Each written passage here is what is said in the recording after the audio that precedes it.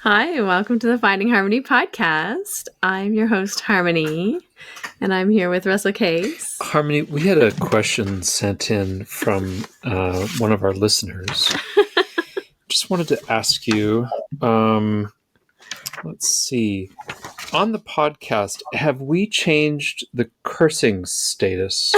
No. Do people still cuss, or can I start listening again? Because if Russell is still cussing, it's a hard no for me. It's a blue podcast. That comes blue yoga that podcast. Comes from Mae Y in Japan. Mae Yoshikawa. Mae Yoshikawa. Who is our guest today. Is she really? Yeah. Oh, that's so embarrassing. She's an author, a yoga teacher, a meditation practitioner, a mother. She is a supermodel, I think. Yeah, I think you could say. I think it's safe to call her a supermodel. Yes, and she's graced 42 covers of Yogini magazine from 2003 to 2013. Honestly, didn't she found the magazine? She's a founder. No, she didn't found it. I don't think, but we should ask her. She'll know more about it. Hi, Mae. How are you doing? You guys are a riot. Listening to this whole intro thing happening, and I was about to interrupt as the guest who hasn't yet been introduced because maybe I should listen in on a few more episodes before today's recording. For whatever reason, the two episodes that I listened to recently were Eddie Stern's and then Bosch's, and that really threw me off with the whole cursing situation and just all of your podcast because it was so completely different. So talking in blind, we'll just do this however it unfolds. We get complaints. We do. We often get complaints. But it really just depends on who's with us, you know? Yeah. Like Greg Nardi was on the show and I went off on Greg because I love Greg and he's my buddy, my bro. And I was far, far too familiar and we got letters. And then, Dina Kingsburg was on the show and I was like a church mouse. I was so onegashimasu, very polite style. And it's like, yeah, you're like different people. Russell's like different people around different people. I gathered that much. Right? The whole episode with Eddie was like this authentic heart-to-heart confession session, or something. Like I thought the listeners were getting to, listen on something really deep and holy. And then with Basha's, you went all in on her sex life. And what is going on? Oh man! I know. You never know, right? One thing that we didn't get into with Basha was that time when I asked her to rub oil on my back. What do you call that oil for the tanning lotion? Sunscreen. I asked her to rub sunscreen on my back in Mysore, and then I just turned over, and you could just keep going, Basha, and in front of the whole crowd, she just rubbed my belly in public. And I was like, yeah, we should talk about that on the podcast. Maybe your dream. Wait. Can we redo my intro? That's not the note I want to start on. All of this can be cut out. So most of Harmony's job is that she cuts out my set pieces that I set up. One thing I wanted to talk about with you, Mae, that I'm really interested in, I wanted to find out if we're related. Because I heard that your grandfather was an American living in post-war Tokyo and married your grandmother. My great-grandfather, Christ, what's his name? Poppy Lund is what we called him, but George Lund. Also lived in Tokyo, Japan, for 18 years post-war and ran a bowling alley. Now, is that your grandfather? No. Oh, okay. All right, so we're not No related. relation, no. But you never know. You got to ask, because he left. Ago, but I just didn't want to interrupt.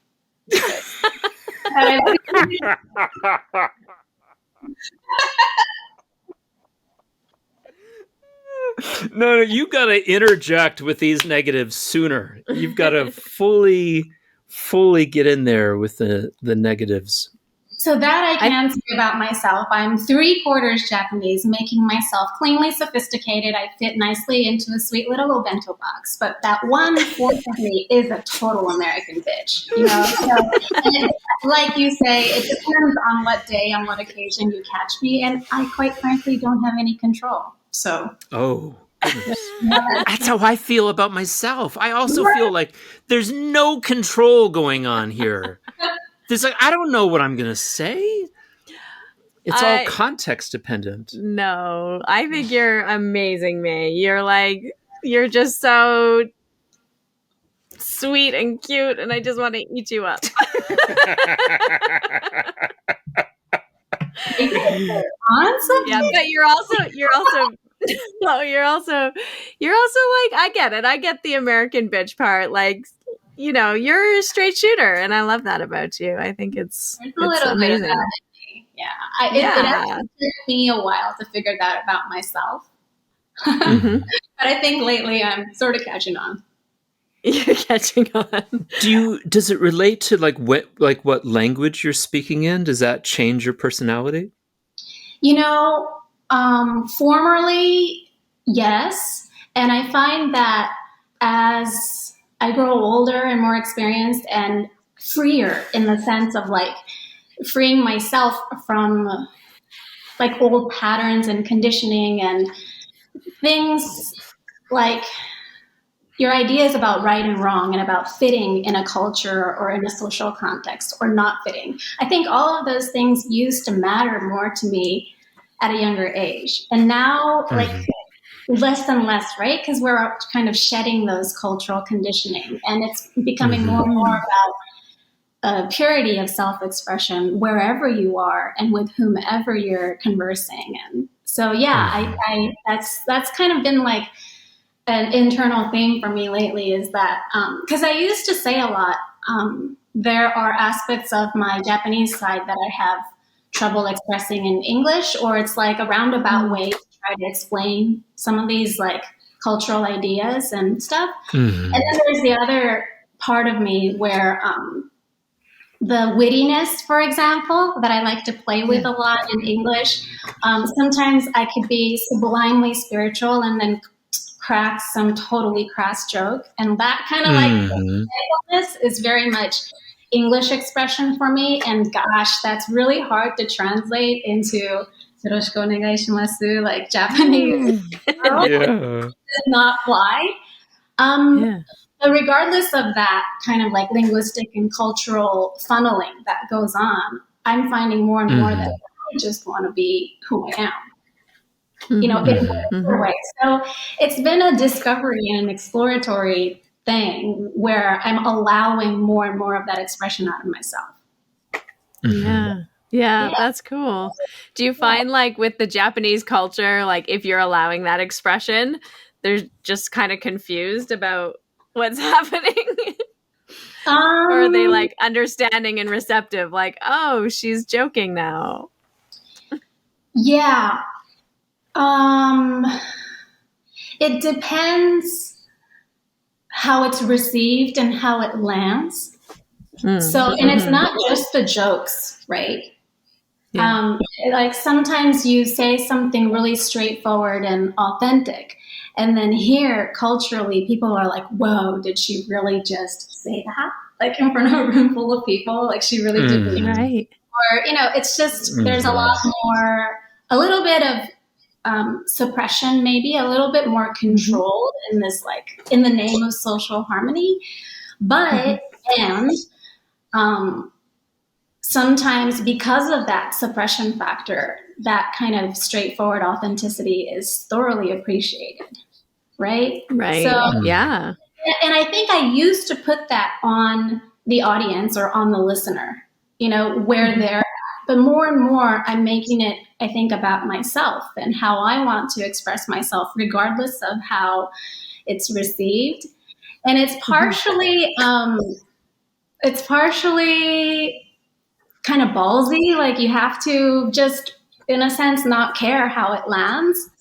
But it's also a lot of fun, I think, and I like that trajectory that I'm choosing, as opposed to staying more in this neatly organized bento box, like this lunchbox, you know? Yeah. Mm. Yeah. Can I just ask if you feel that that's truly cultural, or is it more age appropriate? Because I feel like that's the kind of thing that I've heard from older American women, seniors, that they feel so much more free to be themselves and say what they feel and say how they feel, rather than feeling like they have to please everyone that they're with when they're, say, teenage girls who have to be, who feel maybe a compulsion to be good. Yeah, and that the idea of being a good girl is actually not your own, but it's a good girl that suits your partner or suits society or suits culture, and it just doesn't step on people's toes. But yeah, I think you're right. I think it has to do not necessarily with age per se, but with emotional maturity, I think, and the kind of wisdom that comes from living life. Life experiences are what teach you to maintain and hold your own in spite of circumstances, and also just the self-respect, right? And the dignity and the integrity that only you can find for yourself. That shit cannot be taught. Like you have to be willing to see it and find out for yourself. But it can be modeled, though. And I think that's the thing, where people like you and I can hopefully come in our own little ways, and because it makes all the difference if you know someone who's done it that way before. You see it modeled in society, and you're like, whoa, I didn't know you're allowed to say that, or I didn't know you could voice those opinions and not be mean or prickly about it. Not necessarily be negative, right? Yeah. Yeah. Or like put up boundaries and hold space, and it not be construed as like selfish. Right. Or something like that, right? Whereas like before, I mean, in my family, it's very like, there's a lot of codependency, a lot of like people pleasing, a lot of like, no boundaries. Like, I'll just do everything for you anytime. Harmony, I'm going to hold the mic here. Your mother listens to the show. No, she doesn't. She does. But, and so then if you grow up in that kind of environment where you feel like you always have to sacrifice yourself for the good of others, right, then you don't really learn how to hold compassionate boundaries for yourself. Right. But like you're saying, you meet a nice, like a strong woman that's a mentor or a teacher or a guide of some sort, and you're like, oh, wow, this is possible for me. Yeah, and that kind of strength can go hand in hand with gentleness and compassion and kindness and caring and being mindful of others, and still like hold your own. And that the respect is there regardless of similarities or differences, but always you must first sort of tap into that respect within yourself before you can offer it to others. Because like you said, a lot of times you're just sort of, you don't even ask yourself what you want or what's meaningful to you, or, before you venture out to please others, right? Totally. Yeah, I think life experience just sort of helps to balance that out eventually. Yeah. Sometimes Harmony will call me and talk about the workshops that she's running overseas and how it's going, and I feel like the best thing that I can say to her when she's talking about her experience is like, well, what would Dina do in this situation? When you're running a workshop, and like, what would Jesus do? Is you find that mentor that models the thing that you are seeking to cultivate within yourself. Yeah, Right. I feel like she has such strength and such clear boundaries about what's appropriate and what she'll allow to happen in a room or in a space or on a workshop. Whether or not she's going to, eat dinner with you or not is up to her, not to you, not to the host, Or the retreat center or the or retreat anyone center else. or anyone else, but what she needs. And I'm wondering if you also have that. Do you also have that bracelet, that WWJD bracelet? What What would do? Jesus do? Who's been the strong female role model for you that you might model yourself on as a professional? Oh, I couldn't quite say as a professional because this figure that I look up to isn't like a modern day, I don't know, yoga phenom. But I always carry Sri Anandamayi Ma in my heart. I Beautiful. I first came across her picture. It was a photo of her in the magazine Namarupa back when it was in print. And since the first time I saw this picture, since the first time I laid eyes upon her, I don't know, something just pulled me in. Like I wanted to know everything about her. And I read every article, every book I could find. I visited her ashram in Kankal in northern India a couple times. I've had some amazing experiences there. And sometimes like when I would close my eyes and go into meditation or just a moment of resemblance, it's often her ashram, this white cone-shaped structure that I see in my mind's eye. And it just has that space in my heart. So very often for me, it's, what would Ma do? Oh, that's beautiful. Well, if let's say like Valerie Swift, the founder of the Finding Harmony podcast fan club, hadn't heard of this lady, could you set up for our listeners who she is and what is her status in the world? I mean, I can tell you her story. Yes, not her status. Her She's manifestation. no longer with us, except in energetic form. Okay, so she is an energetic form now. Yeah, I guess she passed in the late 80s. Is that about right, Harmony? I think so. It might have been early mid 80s. I forget the exact date. Like tiny lady from northern India, northeastern India, I guess, around Bengal. And, she, I suppose, was raised more or less in an ordinary,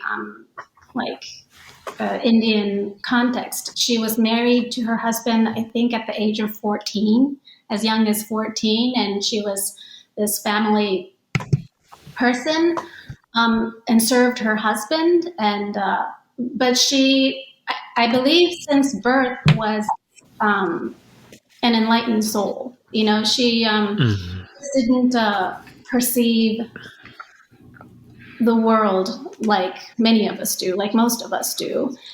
And it's kind of like, I sense it like she always kept one foot in the supreme self or in high consciousness. But her early life, she just lived like an ordinary lady. But I believe like in her 20s or even early 20s, people recognized her energy of contentment, absolute contentment and joy and just beingness without having to explain herself or to have some doctrine or, she was just this ordinary being. And so then she began to grow a discipleship around her that just naturally gathered, not of her doing planning or anything. Which just kept growing and growing. So she would do these satsangs, these inspired satsangs, and share her beingness, I think, her beingness and her energy more than anything else. But for me, I think one of the most impactful things about learning about the existence of her is that I had read and studied a lot about some Indian saints and swamis and a lot of them on a spiritual path, they're male, just a lot of them historically have been, and they're great and they're fabulous. And I've always gathered and learned so much from them. but as a woman who might want to get married or have kids or have family or and also have a yoga practice or your spiritual life and do all of the mundane things of the world as well, there's something to be said about balance and beingness that needs to express the truth of who you are. So one of my favorite stories about Sri Anandamayi Ma is that she used to go into these spontaneous samadhis, just like deep absorption, immersion. So she might there, and when you go in her ashram, they have these paintings on the wall with these little stories about her life. But there's one where there's a picture that depicts her in the kitchen on the stove, and she's cooking something, but the fire under her frying pan is like set in big flames because she's like in samadhi, like as she's cooking, and she's just like completely somewhere else. But every account of her says that no matter how deep her meditations and samadhis were, and after how many decades of growing a following, and even her husband later on in his life took her as his guru. Even then, so she would be in these like deep meditations, and he would call her name. And from any state of consciousness, she would snap back in to just be this grounded mother, And so it's a minuscule example, but I really cherish the idea of sublime spirituality, but it needs to be grounded and rooted in our physical being, and the roles that we each play here and do here and live here cannot be undermined in comparison to whatever spirituality we might pursue. So yeah, that's just a little thing that I keep in my heart. Yeah, such a beautiful example too, I think, of this idea of what feminine spirituality is, and not, that it's binary or like masculine or feminine or, whatever your gender is. It's not gender based. It's just, that feminine quality, or that quality of the divine feminine is really, I think, very much immersed and embedded in the earth and in nature, and in, being a part of community and a part of the earth, and in doing your dharma, and, being involved in worldly activities. And it's not so much that spirituality in isolation, like you were talking about with the, many sages and saints that are maybe embodying more that masculine energy, where they're able to kind of retreat and like divorce themselves from family life and divorce themselves from social commitments, and able to just kind of like focus entirely on their spiritual practice. Whereas like, I think the feminine spirituality, or the divine feminine, is very much embodied in our being, like you're saying, in what we're doing as human beings here. And I feel like there's much more momentum, maybe even in this direction these days. We're starting to see that if we want, change to happen on our earth and in our communities and on our planet, we need to have this energy, the divine feminine, like motivating us and moving us. And we need to connect to that, and not have this sort of sense that our spiritual life is divorced from our home life, or our social life, or our political life. Right. It's really beautiful. I love that you brought her up as a great example. And also just, whatever works for you, right? Like for me, for whatever reason, since the first moment I laid eyes upon her, I knew I had a connection with her, and so I wanted to know and learn everything about her, the way you want to know everything about a lover, or just someone you completely fall in love with. And then that love just never leaves you. Once that spark enters you, it just never leaves you. But for someone else, it might be somebody else, or in some other way, or, the divine masculine and the divine feminine interact, and different ways and different moments of your life and in the universe and the consciousness. And it's a vast, infinite thing, you know? So take whatever works for you. But for me, I just have a special connection with her. Yeah. You know, it's interesting. You certainly radiate a kind of benevolent charisma that I can see is extremely attractive. Just kind of looking at the screen here, it's like, wow, I think I'm probably not the only person. You know, I think probably tens of thousands of people look at you and it's like, oh, she is benevolently attractive, and I want to look and get to know her. I wonder, who do you take after in your family? Are you your mom, or do you carry the spirit of your father with you? Like, did they have this kind of electric charm around a spiritual passion? I'm thinking. I mean, I think that both my mom and my dad had certainly charisma and character, expressiveness, joy. My mom had kind of like this, like a goddess quality about her. She's the mother to 4 kids, and I'm the youngest of the 4. And she had 4 pregnancies and childbirth between the age of 20 and 30. So I remember being a child, and to this day, actually, to me, my mother is the most beautiful person I've ever met in my whole life. Oh. And, you know, I mean, so my mom's half American and half Japanese. And in the late 60s, like 1968, 9, 70, like around there in Japan, for the first time in history, they started to hire these, what they call hat models. So my mom did all of the major campaigns for like Shiseido makeup, Toyota cars, Tokyo department stores. Like she was just the face of every magazine, and you know she was like, wow, yeah, she was very much active that way in her career as a model, and like to this day, even last year, some of her advertisements were displayed in the National Museum as art pieces. Yeah. So there's that. That, and how would you say? There's also a strength of character that can be like strong-headedness, you know?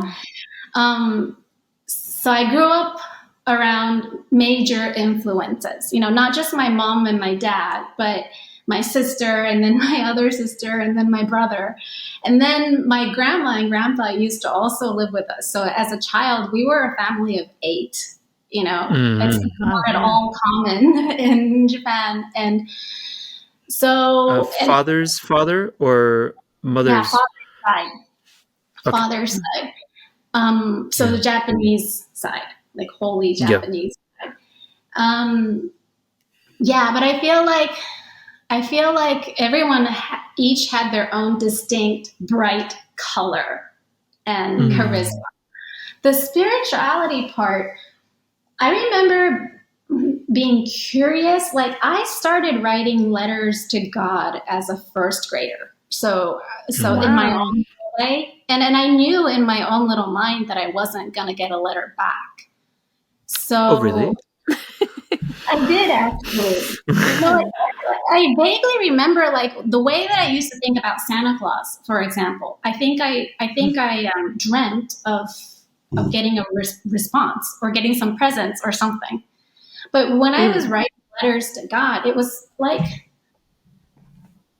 a note in consciousness or something, like a journal to myself. I don't think I had the same expectation of a response the way I did with Santa Claus, which is kind of funny. And all of these things, obviously, in hindsight. But I can't remember that if anyone inspired me to do that. Like my family has not been religious. Like we don't have like a Buddhist butsudan like they do in many Japanese households for your ancestors. But my mom was an occasional churchgoer. So, and it wasn't like a consistent thing, but sometimes she would go to Christian church and sometimes I would tag along because they'd give me candy or I'd get to sing songs. And Presbyterian? I couldn't tell you much about that. I just remember we don't know. Yeah, they just there was a cross. Yeah. Yeah, Okay. Yeah.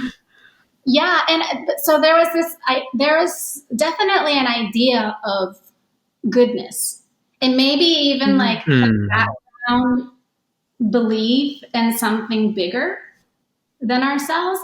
That for me came more through my mom.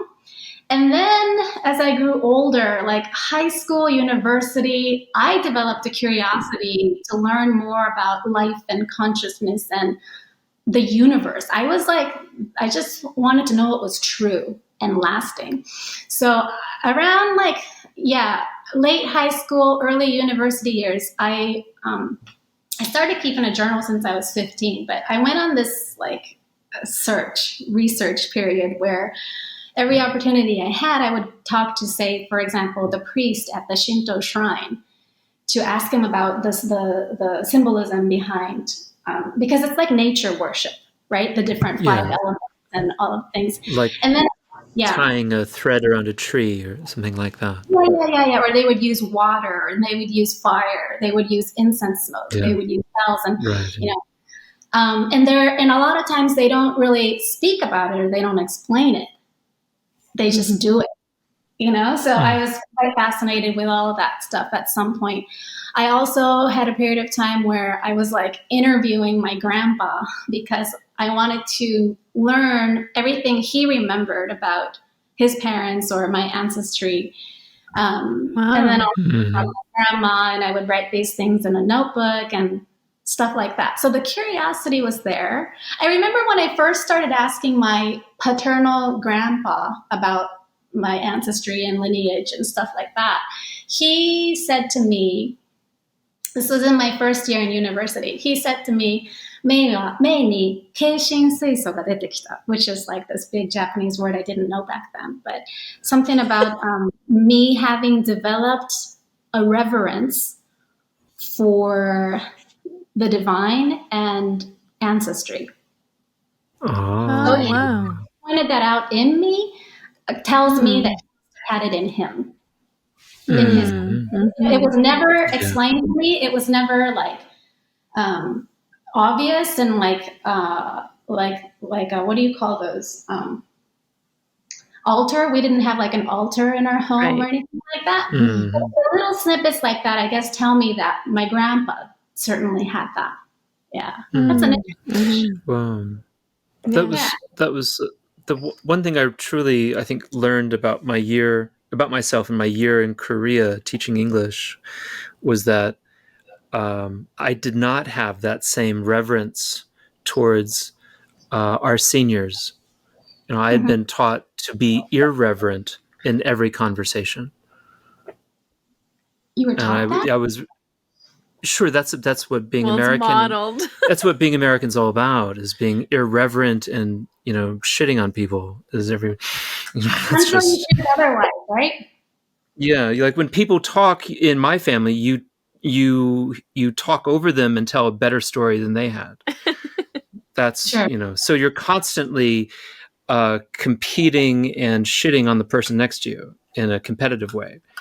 Whereas I found that the whole situation in Korea was quite different. Yeah. So it's really interesting to hear that because even though I was born and raised in Tokyo area anyway, because I grew up going to international school, my upbringing and my formative years have been spent in a completely different way than the average mainstream Japanese education. And I remember it was my first year in high school. It was my freshman year in high school. My English teacher, he's definitely not going to be listening, Mr. Essenberg. You never know. If he there.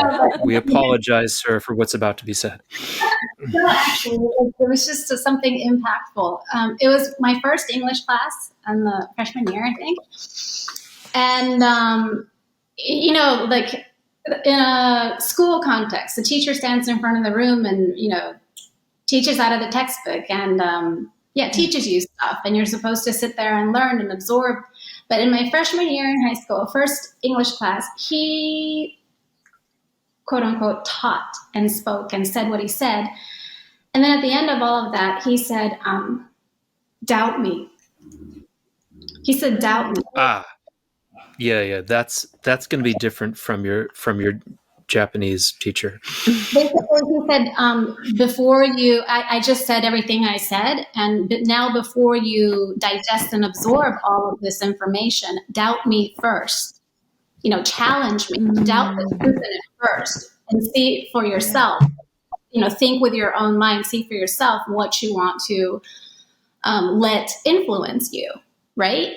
And that kind of experience stuck with me, whereas in a more culturally Japanese context, the student does not speak unless the student does not question, the student does not doubt, the student does not interrupt. The student does not challenge the hierarchy of, vertical superiority or who the hell are you?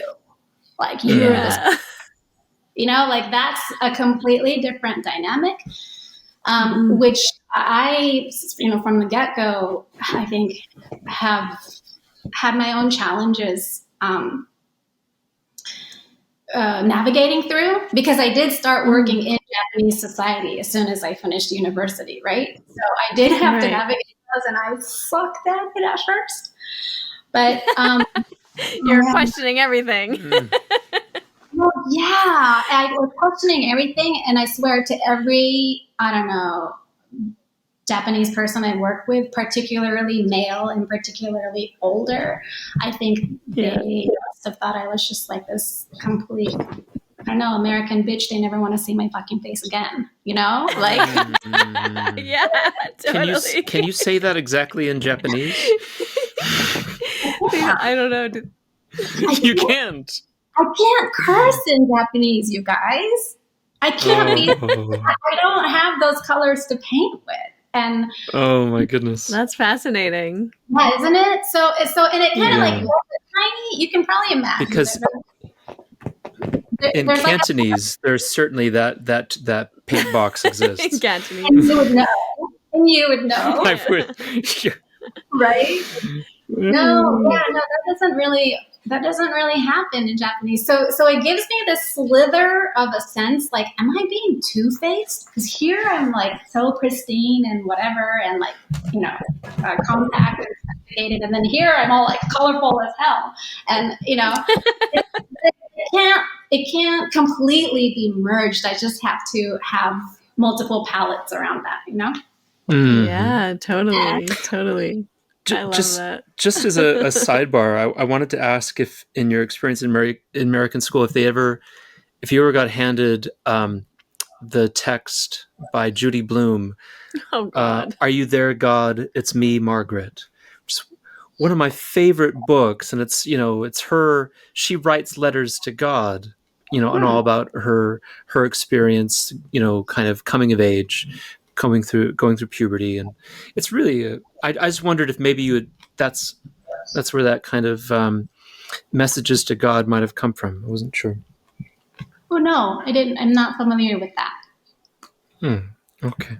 Do you think that this, I guess, like this sort of ideal student that is the student sort of ideal that is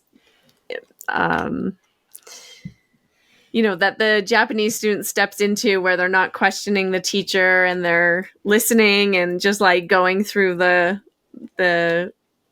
teachings or the routine without like having that doubt or having that sense of autonomy or that sense of authority? Do you think that it's still the same today as when you were in school and growing up, or do you think that culture is shifting a little because of the like world influence is so much more, everything's so much more connected now culturally, in a sense that we're sharing a lot of traits? We're certainly much worse in the United States than we were 30 years ago. We're much more violently critical. I guess the first thing I have to say is that this vertical hierarchy, like student-teacher dynamic that never goes challenged, like it's not just that hierarchy that stays intact. There's another aspect that always inevitably happens, and it's that the student. It's not just that the student remains like under control. It's that the student silently, not all the time, but very often, the student silently gathers knowledge about how the system works. What I mean by that is that they gain their internal wisdom and, it's not going to work for me to challenge this guy, but I have observed the system function this way for however many years, and that's the route I'm going to take. Like, so that's why. So when I get in that position, I'm going to then have the authority to like implement that same power structure. Is that what you mean? Not necessarily. It's that you don't necessarily eventually, like when you get out of school or when you get out of that company or that industry or whatever it is, that you don't limit yourself to pre-existing structure. Right? Okay. Right. Yeah. So that's one freedom like exists outside of that structure in a sense. Well, and they're just not going to be the kind of people that's going to waste energy challenging a system that's designed to beat down. Right. Right. So Yes. That's one aspect of, I suppose you can call it wisdom or knowledge that develops as an offshoot of such structure, And then culturally, I do feel that in the last, I would say 2 decades or so, gradually, eventually, things are shifting because of the internet and because of a more global culture and, people with experiences and foreign cultures and countries coming back, and sort of there's a little bit more of like a mixture. But all in all, it's a very unique place. I mean, Japan is. Oh yeah, yeah. It's special. Yeah. What I always think is so interesting, like as an outsider looking in, is I heard there was a saying, like the what is it? The nail that sticks up gets the hammer, right? So there's that like. Me, I have been so hammered. I have been so. And it used to hurt. Like honestly, really, it wounded me until I realized that I was just gonna go on being my fabulous self anyway. And those are decisions that you make, I think, in any culture or any place. About your authenticity and your integrity and what that means to you and how willing or unwilling you are to negotiate that, right? For whatever Totally. reason. Yeah. And like you said, it kind of goes hand in hand with the changing times as well. So I don't think I could have done what I'm doing now, like even 10 years ago or even 5 years ago. So. Right. Yeah. Development around. And more of a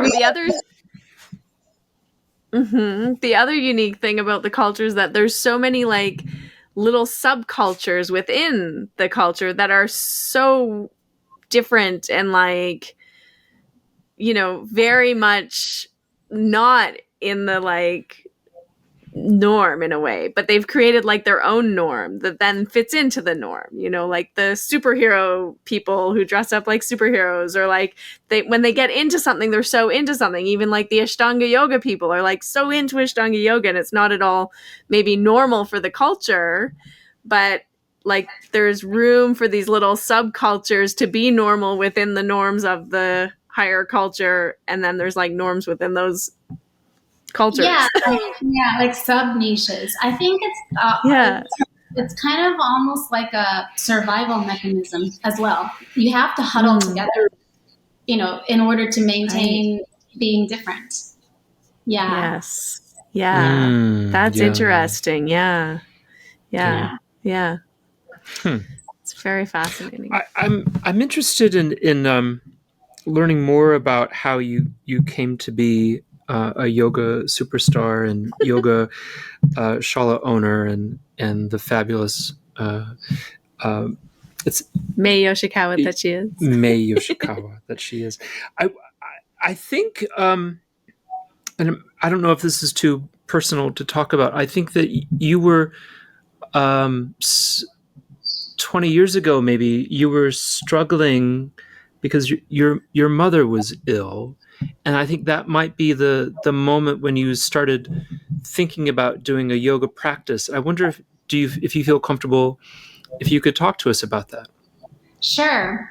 So when I was 17 and my mom was 47, my parents had just gotten divorced, and after some 26 years of marriage and 4 kids, and what seemed from the outside to be a perfect sort of family, and that just shattered. And it was really hard for me, but also for my mom, for my dad, and for everyone. And then a couple of years after that, my mother developed a very rare neurological disorder, which caused the shrinking of the right hemisphere of her brain. We first discovered it in the form of amnesia, as well as a lack of 3D recognition, meaning she could have a glass of water in front of her face, reach with her hand to grab it, but miss it completely.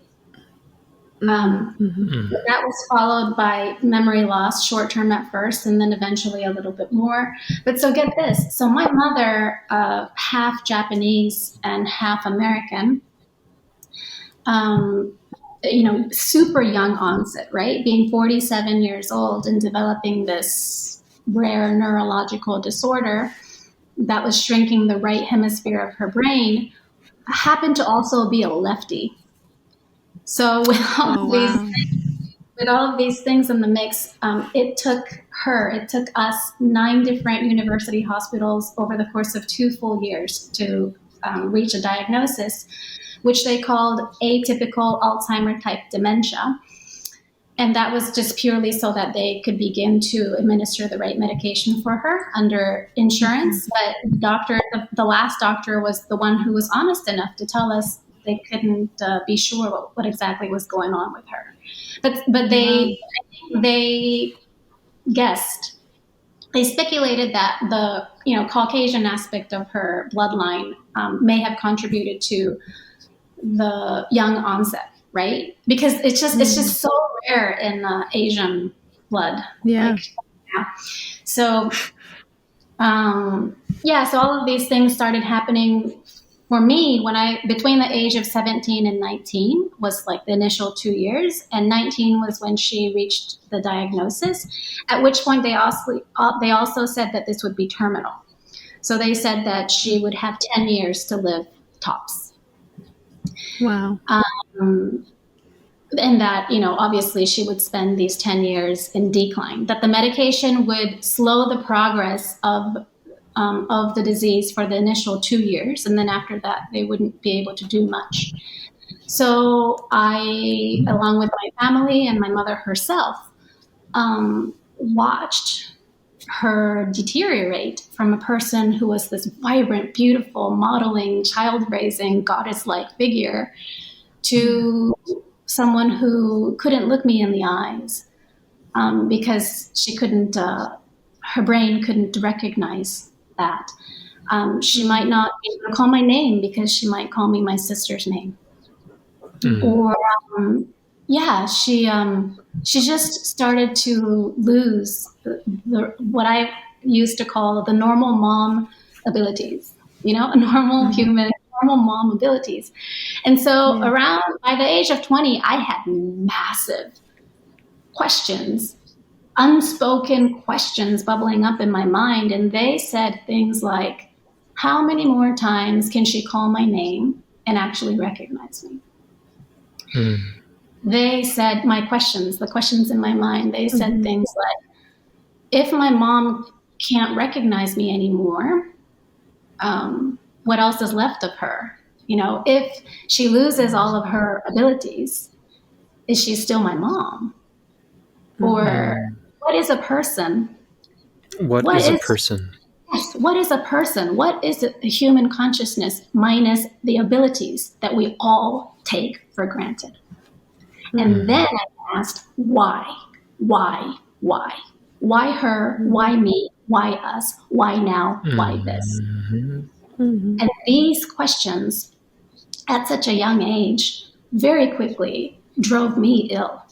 I was a depressed insomniac going mad in my head by the age of 20, right? Because I had nowhere to take these questions to. So I actually went to a doctor first. I was like, I need help. And my 20-year-old self, I had a slightly older boyfriend at the time, and he was very kind, very gentle. And he came with me to go and see a doctor. And the doctor prescribed for me antidepressants and sleeping pills. And I'm sure that they could be very helpful for some people. But for me, it didn't make sense that I might suppress the symptoms by using medication without addressing the cause of whatever was malfunctioning me, right? So I went for a second opinion, but the second doctor also prescribed for me antidepressants and sleeping pills. And then, but that's after me having gone to 9 different university hospitals for my mom, right? So I had already like distrust with the medical industry. And so by the time I got the second prescription, I was like, you guys are in with big pharma. Like, I'm not giving you my money, right? Right. So in my own way, for better or for worse, I just didn't know. But I didn't go for the prescription medicine either. But I was sick. I needed help. I was in pieces.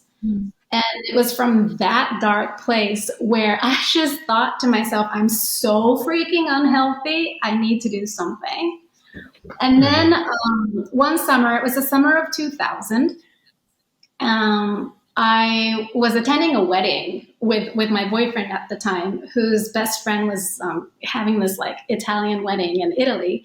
And at this party, I'm super depressed, but I was at this party and I vaguely remember just really needing to find something to make me even a little bit healthier. I was that desperate. And I remember looking around like the party scene, just saying, well, she kind of looks healthy. Like, yeah, she looks healthy. She looks like she must be doing some kind of training. And I'm not normally like a social type, but I went up to this girl who turned out to be this Aussie girl. And I said to her, hey, what kind of training do you do? Because you look really healthy and you have beautiful legs. Like, what kind of training do you do? And that was when she said to me, I do Pilates 3 times a week. And I said, what? Because I had never heard of Pilates before. Pilates existent in Japan at the time.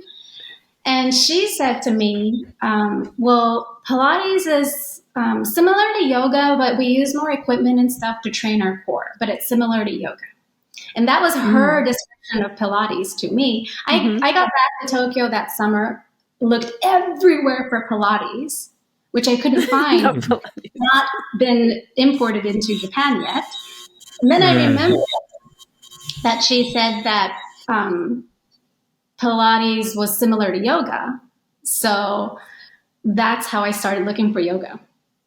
I could have been a Pilates teacher, guys, but it could have gone the other way. Yeah. Did you find Ken's studio, or what place did you find? What was your first yoga experience like? So this is okay. So summer of 2000. Well, must be the beginning of 2001 or something, right? Yeah. In all of the Tokyo metropolitan area, I could only find 3 studios. 3. There's like hundreds and thousands now, but I could only find 3 20 years ago. And one was going to be too far to commute to from where I lived, so I gave up on that one. And then the other 2, I took my bike out to, and I thought I'd just try them both. And one was like, do you remember, did you guys have this in the West too, where like back in the day, like yoga was for like older women in leotards, like ballerina looking things?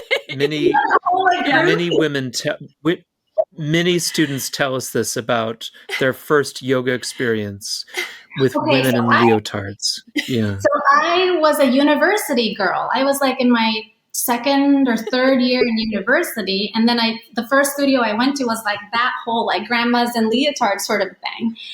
And I thought, well, I just didn't feel like I fit in the scene. Like talk about the nail that sticks out that gets hammered down. Like I just they must have been like 3 times my age easily, right?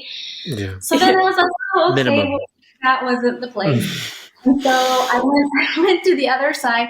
I went to the other studio, which was Ken Harakuma's studio. And then his studio was called International Yoga Center. So me having come from a more international background, it seemed to, maybe sound a little better. But I remember the first time I entered into his studio, I was too freaked out to go by myself. So I took my sister with me, not my second sister, oldest sister, who's 10 years older than me. And so my oldest sister, right, she's really funny. Like she's, how do you call it? In Japanese, I would call it like shufu konjo. But sometimes when you're like, I don't know, a mom, or you're looking after like household affairs and you want to get the best deal on everything you ever purchase. So yeah. She's like a bargain shopper. Okay, she's a total bargain shopper. So we walk into the studio. It's the first time. We've never done any Ashtanga or any yoga. We've, nothing. And she walks in and she purchases like a set of 11 tickets because you can get it for the price of 10 or something. Like before we tried anything, right?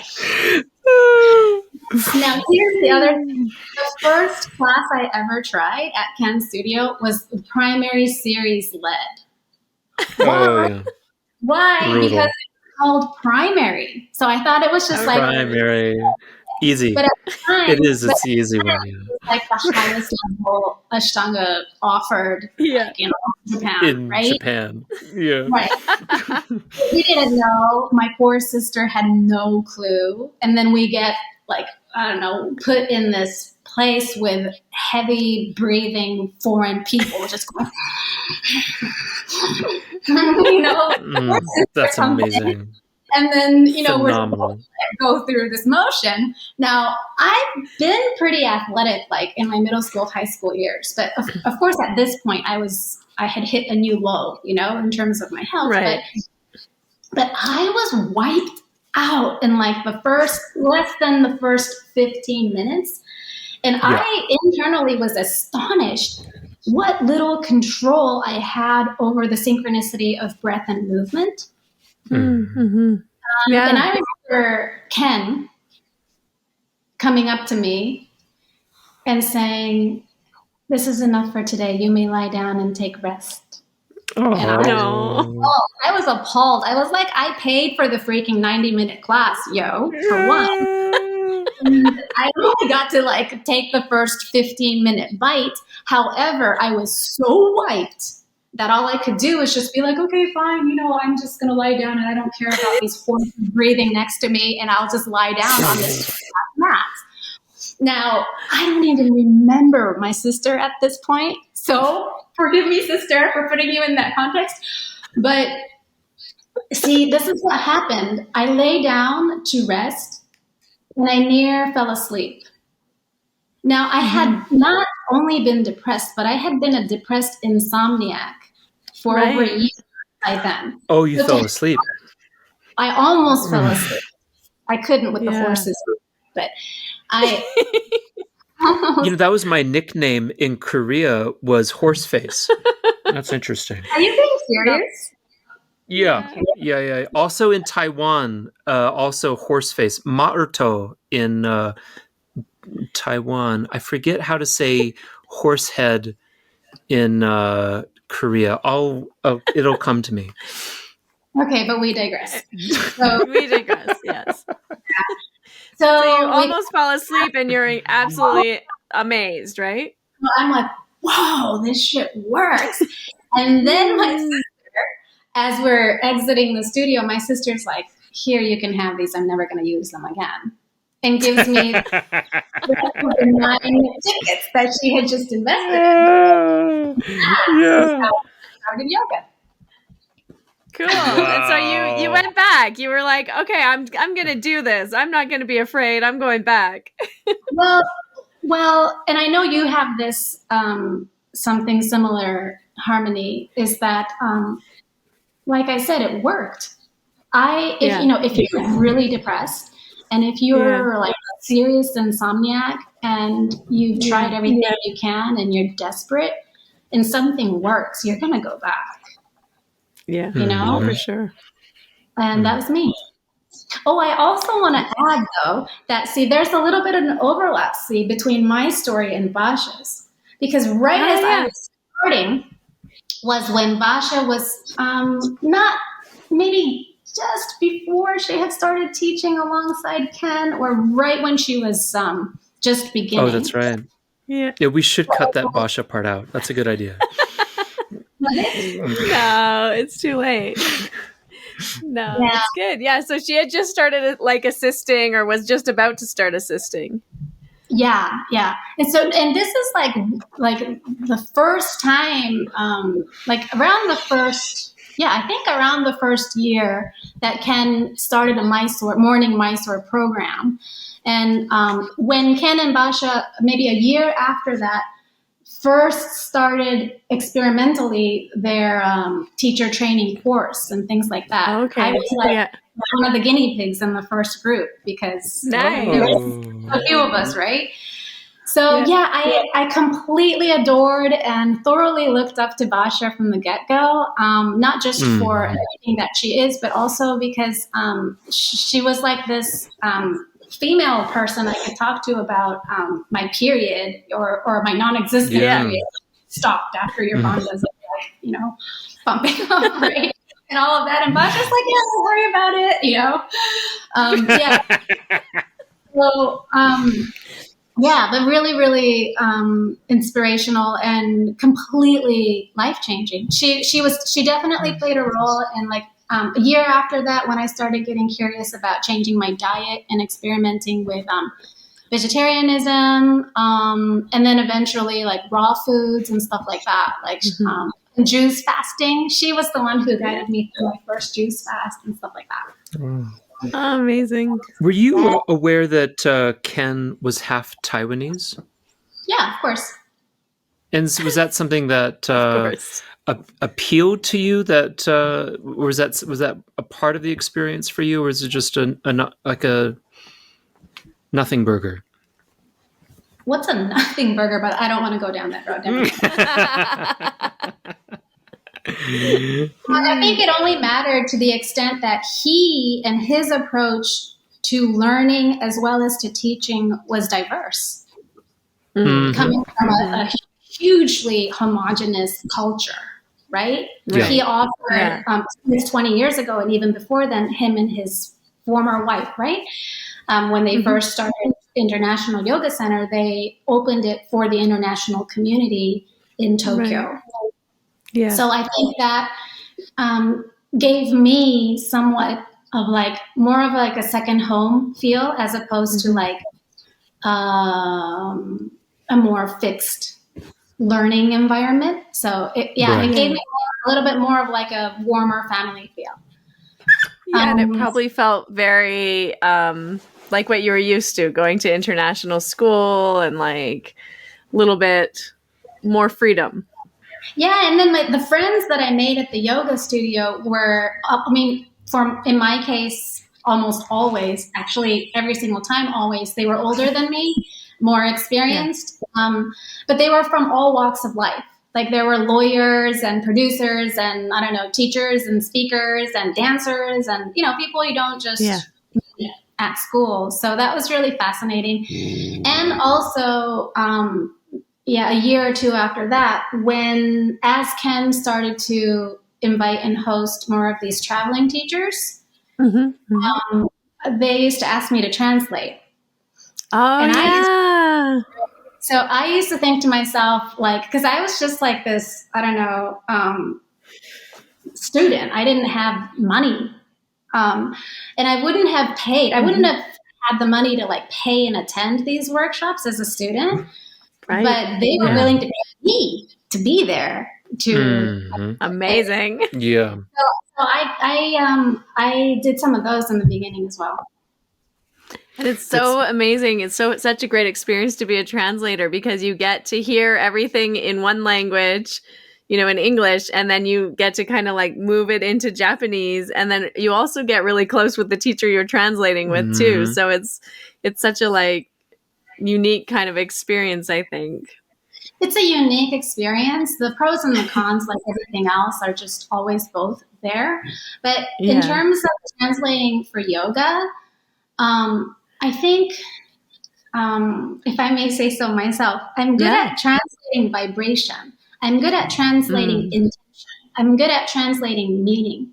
So if you put in a translator that's going to be translating language, you're going to funnel through a lot less than someone who's willing to listen in on the intention and the meaning and the vibration of it, right? So, and I had to learn these things as I went along, but I quickly learned that each teacher brought along with him or her not just the wisdom, of their experience and learning, but they brought with them an air of a mode of operation.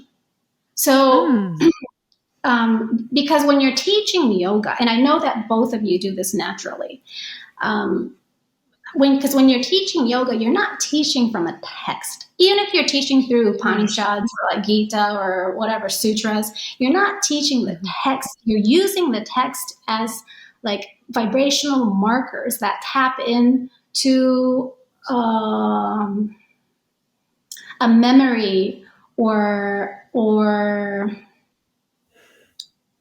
some, can I say, like a current of higher consciousness, right? And you're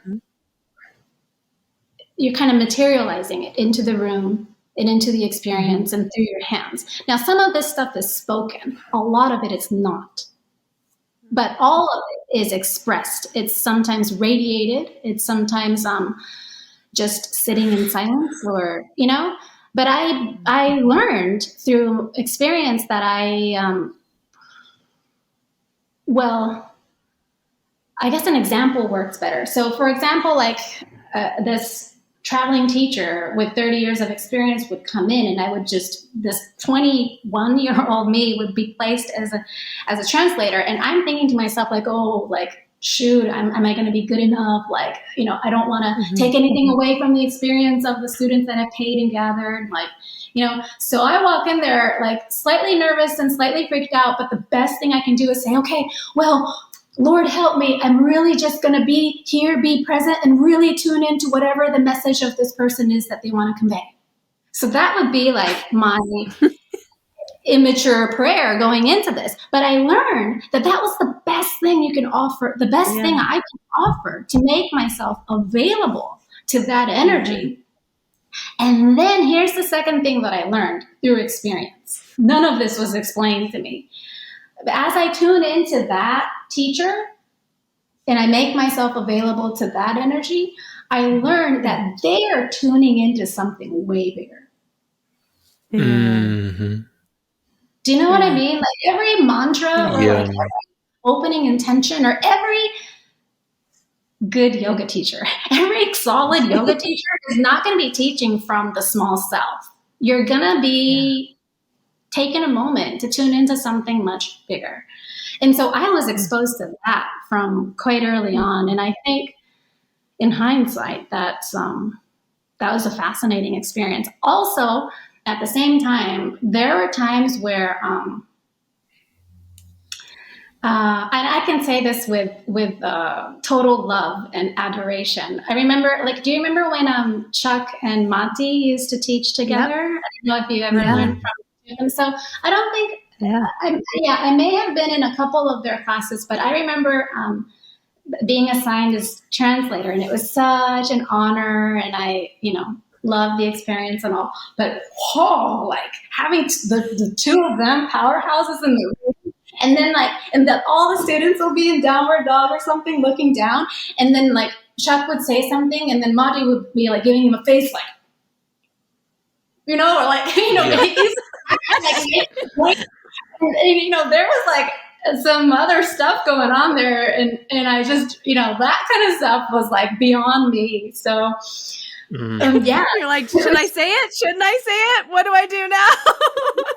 That's the thing about me being this cultural hybrid. I knew what to say and what not to say because I have an understanding of how it will be received by the Japanese students. Right. Yeah. So in my own way, I got good at translating that energy in a way that's best palatable to the Japanese students. Right. I often and also for the first however many years, I would also translate for Sharat when he started coming to Tokyo and doing the conferences. Yeah. Amazing. Yeah. It's interesting. When I was in Taiwan, I often had a Malaysian translator who was translating to a Taiwanese audience. And the Taiwanese audience is very playful and up for anything, whereas the Malaysian is, that's a Islamic country. And she would struggle translating my sense of humor to the Taiwanese audience. Yeah, you're the Taiwanese audience, most of them were speaking English anyway. The Malaysian audience, you mean? The Taiwanese audience. Most of them were speaking English, so they understood. Most of them was like, you're not translating how foul that was. Yeah, we know. That was really rough what he just said, and you're not. Yeah, and you thank them for it, right? Because then your classes sell better. Because if they translate, it's true. Like seriously. Yeah, it's true. People would like walk away like that was bad. Right. It's interesting, but to your other more deeper point, there's truly a sense when the class is going well that you are funneling information to an audience in the most in such a truly creative way that the material of art is speech, and it's just transmitting through you, and there's a flow. And it was one of the great joys for Harmony and I to teach together is that we would often go into this flow state together and blend and transmit. Right. But also to your point, if the two teachers are not in harmony, shall we say, it can be like really disjointed, right? Right. And it's one thing to do it like, a single workshop, but if you have like an ongoing workshop for 2 weeks or something like that, then for me as a translator, it would expose me to those energies. So then I learned that I suppose I preferred some experiences and some teachers over others, and and that's not a better or worse situation, but just a matter of what meshes with my energy, in a more comfortable way or not. So and then after a while, it was like, okay, enough. Like I didn't. I kind of veered away from translating for people. Yeah. And so when did you become the supermodel yogini cover magazine? So you have to understand that I would not be this supermodel thingy that you claim I am. For one thing, because Yogini was just not like a major publication. It was in the yoga world. That's what I mean. I want to be clear that the yoga world is small, guys. Let's wake up to it. Mm. It's pretty small. So But let's I don't think I could walk down the street with you and not be like swamped with fans. Is that inaccurate? it depends how close you might be walking to me. Because if we're too close, no, I'm totally kidding. No. So here, I can totally I'm totally unrecognizable, like 99% of the time. Seriously, no, but there's me too. there's little pockets. Like if I can't. So this is one thing that I miss, you guys. I can't really go to yoga classes here anymore because you're too famous. Well, no, like the younger generation, I don't think they've even seen Yogini magazine, or at least not in my era. So then they don't really know me. But if I want to go to like I don't know, like a decent yoga class where I can be a student, that dynamic usually doesn't work, because then I think my presence makes the teacher really nervous. Right. Oh, yeah. Because also you're probably a senior teacher to that teacher as well. So there's that dynamic going on too. Yeah, forget it. So or either that, like they've been in my class, or they've learned directly or indirectly from me at one point, or they've always seen me in a magazine or in advertisements or whatever. So they have an image of me that's not necessarily me who I truly am. And that stuff just gets in the way. So I haven't walked into any random yoga class here in Japan for ages. I love doing that when I'm abroad. Just walk in an ordinary yoga girl. But I haven't done that in a long time here. Yeah. But that was that was a good magazine. Was it Japan's first yoga magazine, or was Yoga Journal there? No, so Yoga Journal did not enter Japan until 2005. So Yogini was started so prior to Yogini, they had a different name, and it was supposed to be a single issue magazine. It was called Yoga de Shimpuru Beauty Life, like a simple and beautiful life with yoga, or something like that. And that was in 2003. It was supposed to be single issue. They just needed a decent looking person who could do decent postures that would make a cover. And I was placed there because in 2003, yoga wasn't really common here. So there weren't many people doing it, for one. And then there weren't many people who could do the more beautiful looking postures for the poses. Cover. Right. Yeah. So we did that. We did that single issue.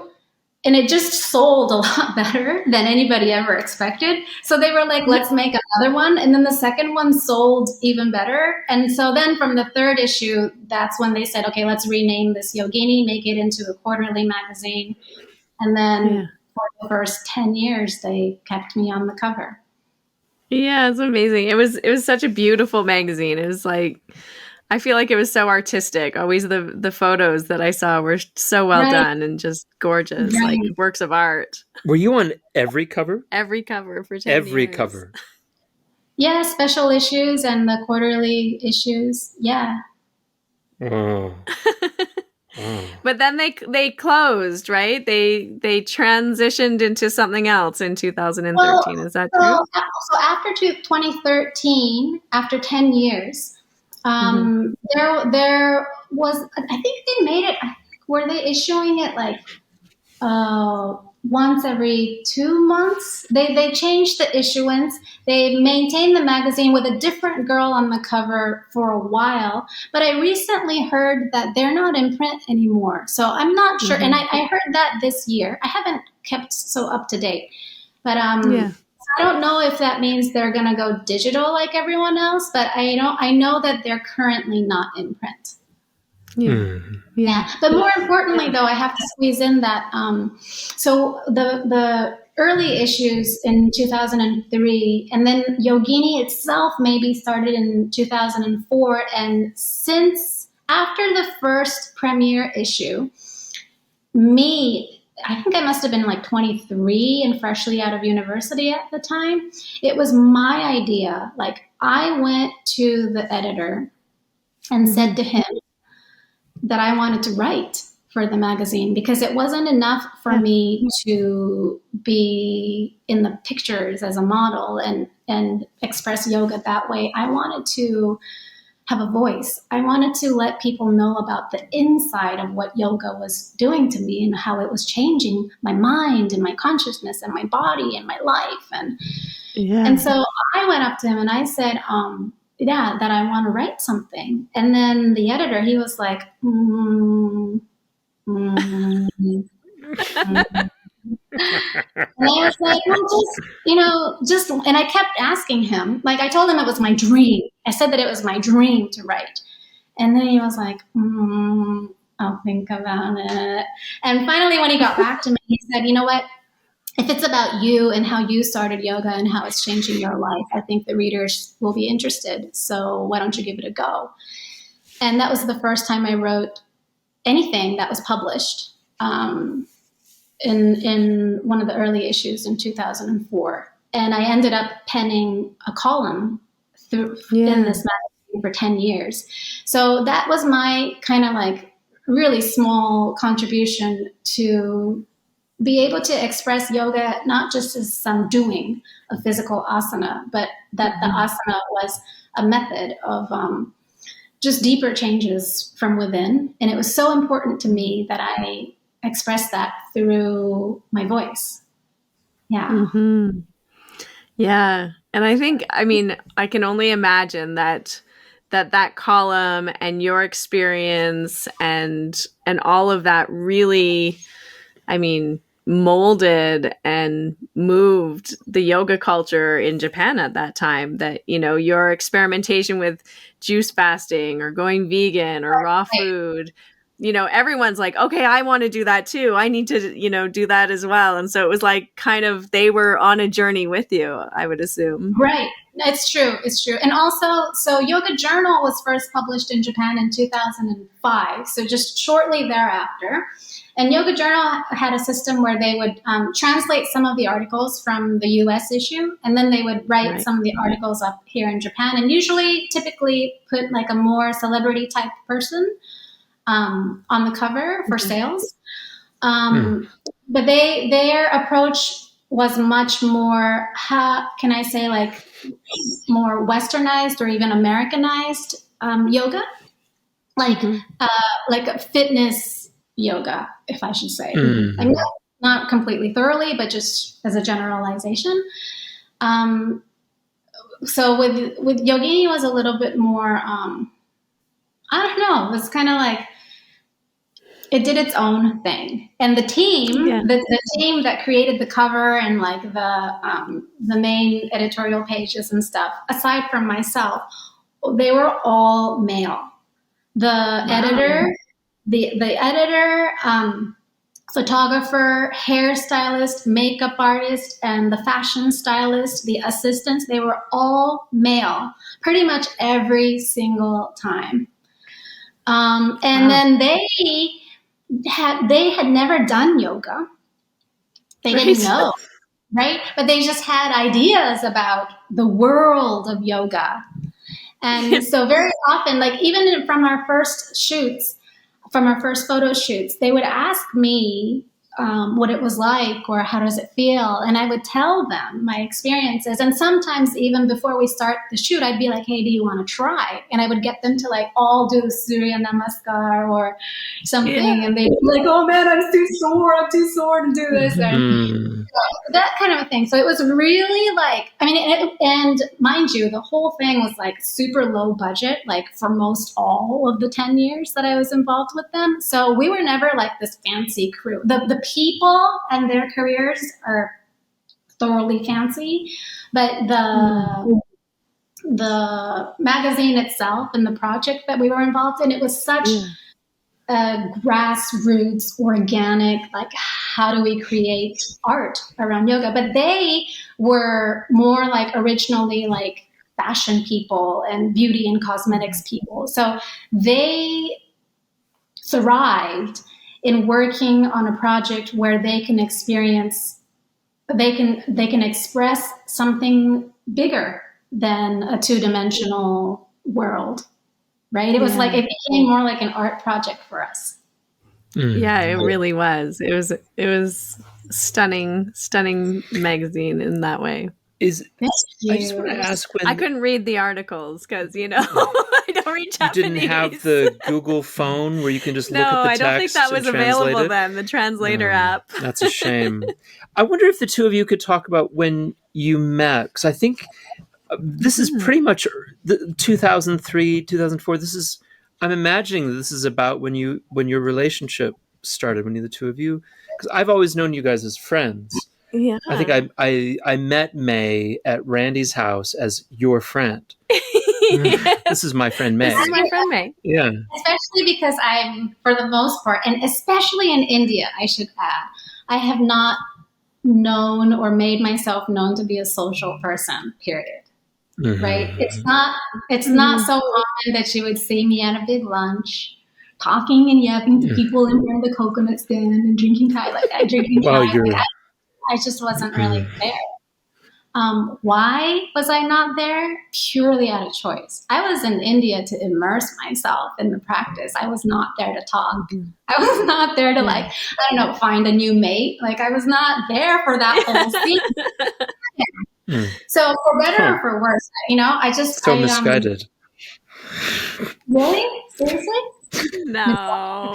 I'm teasing because that was exactly why I was there. No, it wasn't. I was there to find mates, and I was there to talk as much as I could. Well, that's like a blanket statement for life. Everywhere I go. I think the first time we met, though, Mae, was in Thailand, actually. See, do you remember, Harmony? I manifested you. So this is what happened.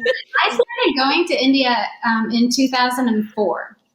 So in order to fly into Bangalore from Tokyo, or very often at that time I would fly out from Fukuoka in the southwestern region in Japan, I would fly through Bangkok to Bangalore because there is no direct flight. And I would make these trips usually twice a year. And often alone, and sometimes with my then partner. And we would go back and forth, but I got so used to keeping to myself. And then, but I did also see that people were making friends and, meeting nice people and, and so finally one year, I literally, I said to myself, I said in my heart, I'm ready for a new friend. I'm ready for a new friend. And then it was literally 2 days later, we were flying through Bangkok and then we stopped by Koh Samui. Yeah. And that's when I met you. I know. You said we? Yeah. Right. Me and my then partner. Yes. Okay. And we hit it off immediately, and we were both Gemini. We had so many little similarities and commonalities. You both married Russell. You were then partner too, right? Yeah. Yes, my then partner as well. And then you were on your way to Mysore, and I was on my way to Mysore shortly after. And so then we got to hang out in Mysore, and it was... And I was like, yes, I scored a new friend. Yeah. Yeah, we had such a nice time, and then many crossover trips after that. Yeah, and then of course, just a few years of really getting to know each other through the time that we shared in Mysore and through the practice, and often one-on-one or in smaller group contexts. Because I'm usually too nervous and I don't know. I don't like to eat when there's more than 4 people at the table because it makes me nervous. But anyway, and then after that, pregnancies, right? I was pregnant with Isa, and then you were pregnant with Jediah, and so that whole experience. I remember when you brought Isa to our training in 2010, and he was, gosh. He must have been about 6 months then? Yeah. remember this. In Thailand? Yeah. Chinese? No, in India, Mysore, in Mysore. you and I were yes. hanging out a lot because you were bringing the baby over to Randy Uncle's house, and we were like having lunch all the time. That was so fun.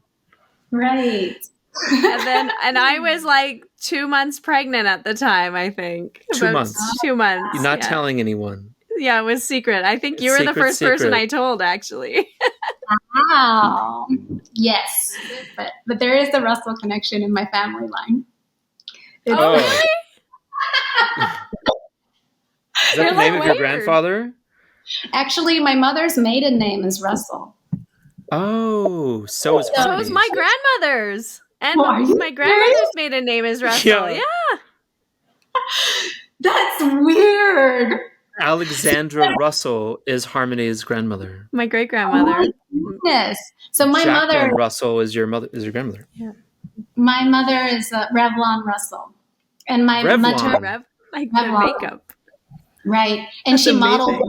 modeled for years for Shiseido, so they couldn't use her name. They had to change her name. But so my mother's father, Robert Russell, from Tacoma, Washington. Oh. Yeah. Wow. Oh, maybe we are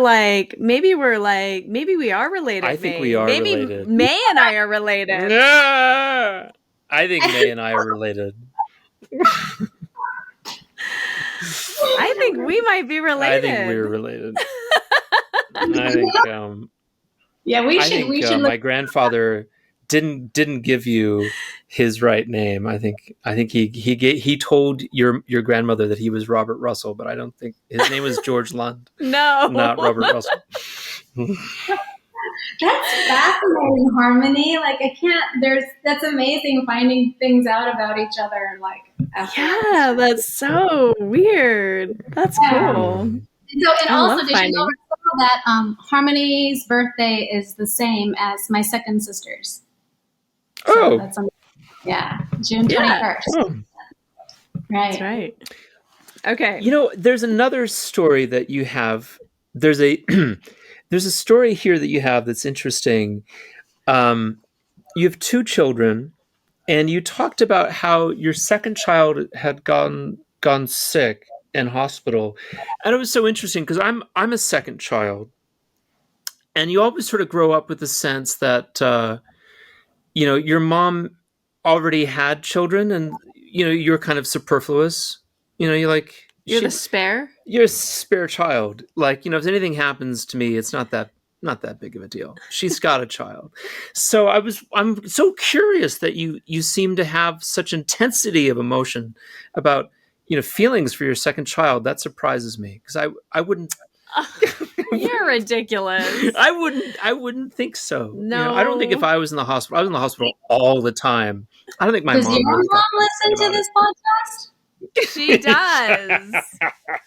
She has a terrible sense of humor too. She listens just like him. Every Sunday morning. She does. She gets up and she listens to it. And I almost died all the time. She's like, I think she kind of just rolled like water off a duck's What she back. does, she rolls her eyes as far as she can whenever you're talking. It's like eye exercises, eye yoga. Oh, so you do love the second child. That's so interesting. Tell us about that. Tell us about your second child. Wait, that question is so laced because you're like interviewing me. You want to know if you're loved. That's like is that what's going on? Oh my goodness! I don't know. We'll see. We'll see. I don't know. Maybe I'll get if I get phone call. Sometimes I get phone calls on Sunday. Like, what's going on? That's like a message to his mother. Please call me and tell me you love me. We talk every day. It doesn't matter. They do. He knows he's loved. No, but Stu, tell us. Well, maybe we should set it up. So you've been going to Mysore for 10 years. How old is your second child? My second child is 4. 4. So that's 2018. So we've missed a whole 10-year gap. So you've got 10 years. You've been going to Mysore. You have a career. You're running a shala. What is all that like for you, with a child and going out there? I think we need to talk about the setting up of Veda. Yeah. So all like on your own. Well, prior to that, right? So I started going to Mysore in 2004. Rented a house there that I just kept. So, and then going back and forth pretty much like twice a year on a regular basis, staying like 1 or 2 months at a time, and really just drinking from my time there. You know, it wasn't just my practice place. It was my charging place and my learning place. It was a place where you drank a lot. No. What's going? Absorbing. I'm sorry. And not just the shala and the school there, but my experience of India, like the motherland. You know, so another thing I sometimes say about myself is that I look Japanese, I speak American English, but my heart I found in South India. Yeah. So it's such a special place for me. And so going back and forth from 2004.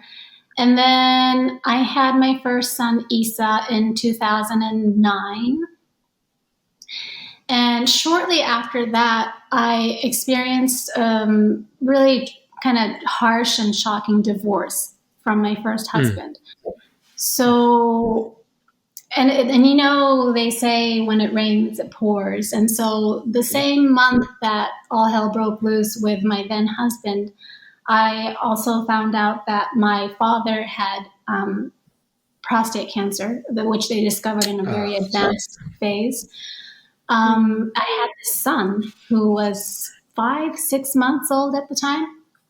And I decided that I needed to separate from my then husband. So, and then I had kind of like my dad in the mix also on the sidelines because of his cancer.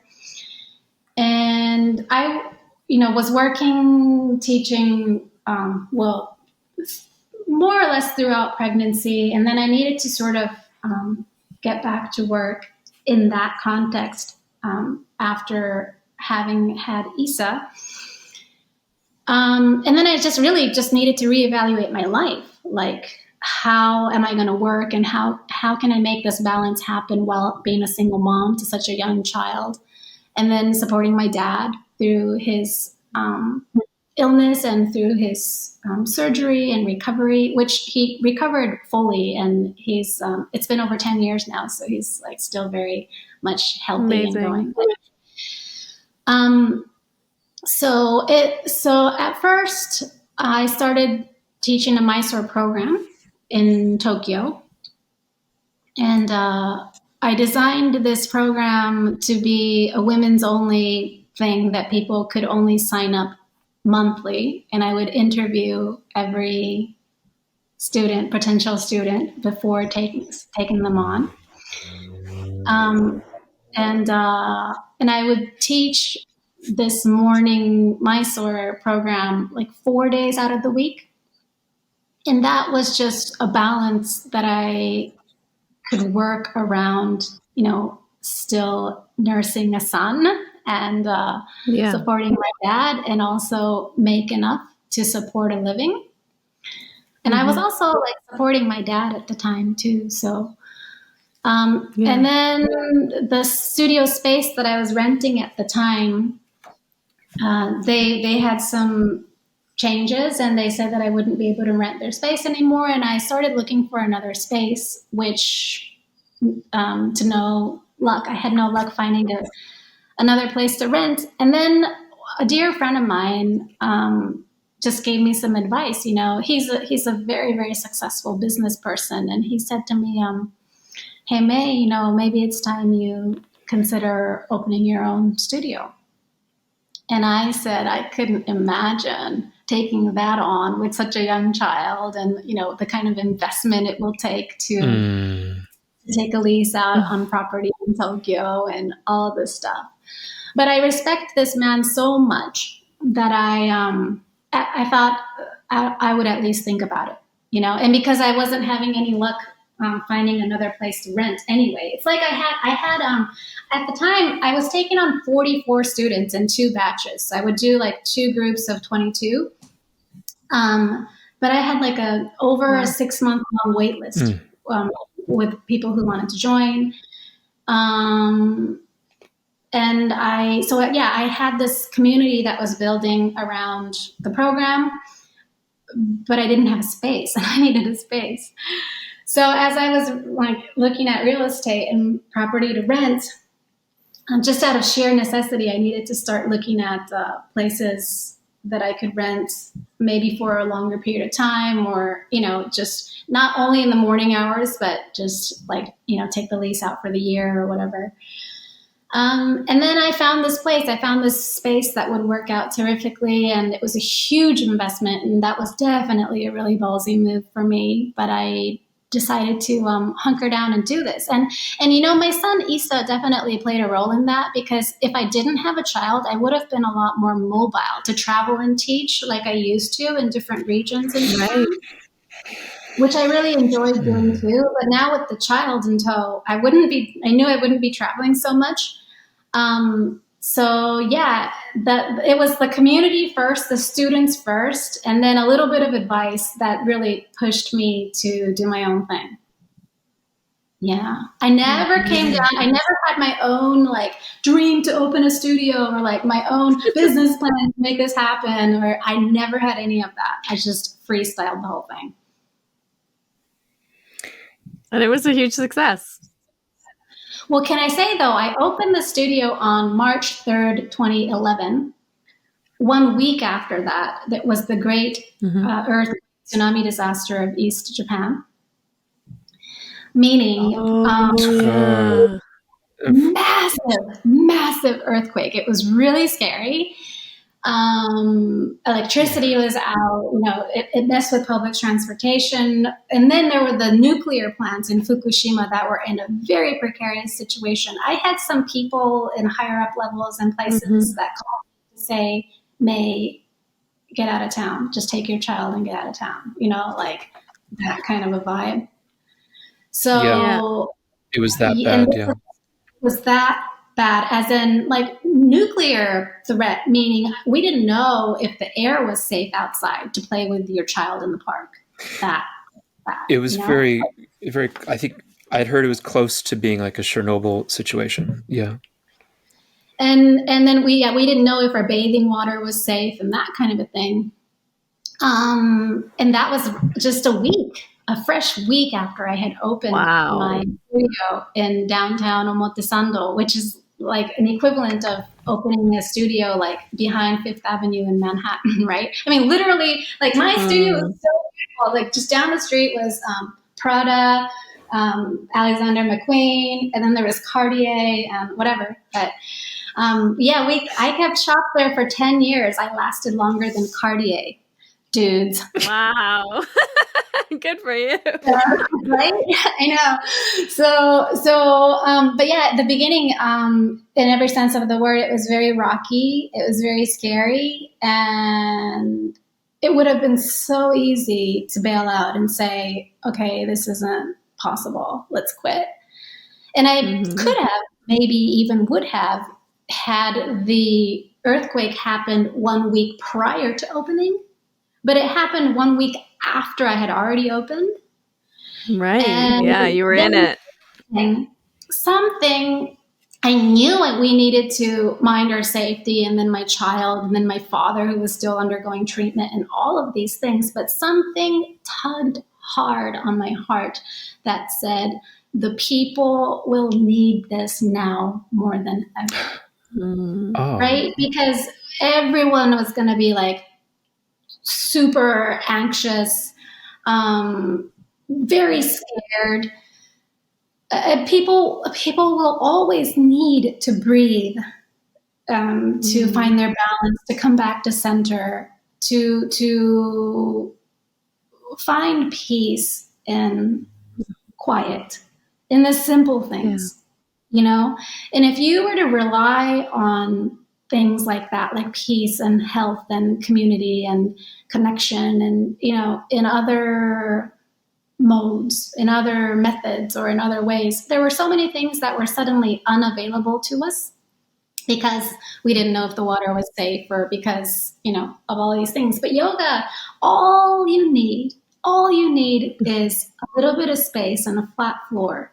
And I can teach you how to monitor your breath, your nervous system, how to, guide and ease yourself to comfort, sleep, rejuvenation, healing. And all it's going to require of you is a little bit of flat space, a little bit of time, and I just ask for your attention. And that's, and that's what I did. So I took a couple weeks off, but I just went back to work and I started running the program again. In spite of what do you call those? We would have we call them yoshin. I know the Japanese word and don't know the English, but when after a massive earthquake, then you still have like the smaller quakes that are still kind of big. Yeah. Month, Yeah, after. yeah. We don't have a word for that. But actually we do, aftershock. Aftershock, yeah. Aftershock. So we had that for months, and it would mess with public transportation. It would mess with business and, stuff like that. But I just kept opening every single day that I could. I just kept showing up. And sometimes it would be one student, sometimes 3, sometimes 5. But some of these people, they were in Tokyo and their families are in other regions in Japan, or they needed a place. They needed a community. And they needed that sanctuary, that sacred place to come back to in their own self, right? And that's my job. That's what I can help to show you, not to give you, because it's something you already have. But if you lose touch with that, I find it an absolute joy and privilege for me to get to be the one to witness you in refinding that, So that's been my love. And so the community then in turn inspired me to keep going and keep showing up. So I did that for 10 years. Yeah. Can I ask you a question? You have a quote here that about your Ashtanga yoga school, you wouldn't have minded if it was co-ed, but it was a practical decision. Right. And I wanted to know what you meant by that. Well, so keeping in mind then that I'm a pretty thin, small-framed woman who had just given birth to a big baby, right? Yeah. And I'm within the first year postpartum, okay? Within the first year postpartum, with a father who has cancer that I was supporting at the time. And I'm trying to figure out a way that I could offer a program that was authentic to my soul and have it make business sense. Now, teaching and running a Mysore program involves heavy lifting. Yes. And for me to maintain that at 6 a.m. hours on a regular basis, long term, and keep healthy myself, it was a practical decision to say, let's make this a women's only thing. Incredible. Yeah. And because how would you say, like, because, so from a business standpoint, right, purely from a business standpoint, it's almost it's almost harmless, could you say, to say that it's a women's only program, because the men, the population is so small anyway. And then there are also a group of other women, I think, that would feel maybe a little bit more comfortable at early morning hours in a female only sort of energy. Yeah. It also creates something exclusive that you can be a part of, which is there's such a frisson in that kind of marketing. So it's really cool that you mentioned that, because I actually found that out after the fact. That wasn't my initial intention, because, like I said, it was kind of like more of a practical decision for me, because there's only so much heavy lifting I could do, and like I'm going home and I'm still carrying a baby, Yeah. But so as I started running this women only program, I learned that the women were developing kind of like a community feel, but almost a little bit like an elitist community feel because they have to be part of something really exclusive. Special. Right. And that wasn't necessarily my like intention, but I learned that, and also knowing that you're in this program and there's like a 6-8 month waiting list for your spot, right? Right. Yeah. That's amazing. So then, but it's a 6 a.m., 7 a.m. thing. So say 22 people are signed on in the first batch, but not all 22 of them are showing up every morning. Of course not. But even the ones that weren't showing up didn't want to give up their spots. Right. Yeah. So they were like good paying customers and they just wanted to keep their spot. But then I recognized also very quickly this, the benefits of this community building. And then it was actually one of my students who suggested to me, Nathan, it would be really cool if we could have some kind of a gathering, because in a morning Mysore setting, you're never talking, you're not like really, getting to know each other that way, aside from the way you breathe and move. So she suggested, it'd be really nice to get to know each other. So I started hosting like once every 2 months, I think, like a kind of a small gathering, like a tea situation where people can just talk about their experience and how they're changing, and maybe they're going through divorce, or maybe they want a baby, or maybe they've just had a baby, or, all of the stuff that goes hand in hand with life, but also hand in hand with any real yoga practice, right? Yeah. You can't separate yoga practice with life, because the whole point of practice is to apply it, to use it, to enhance your life.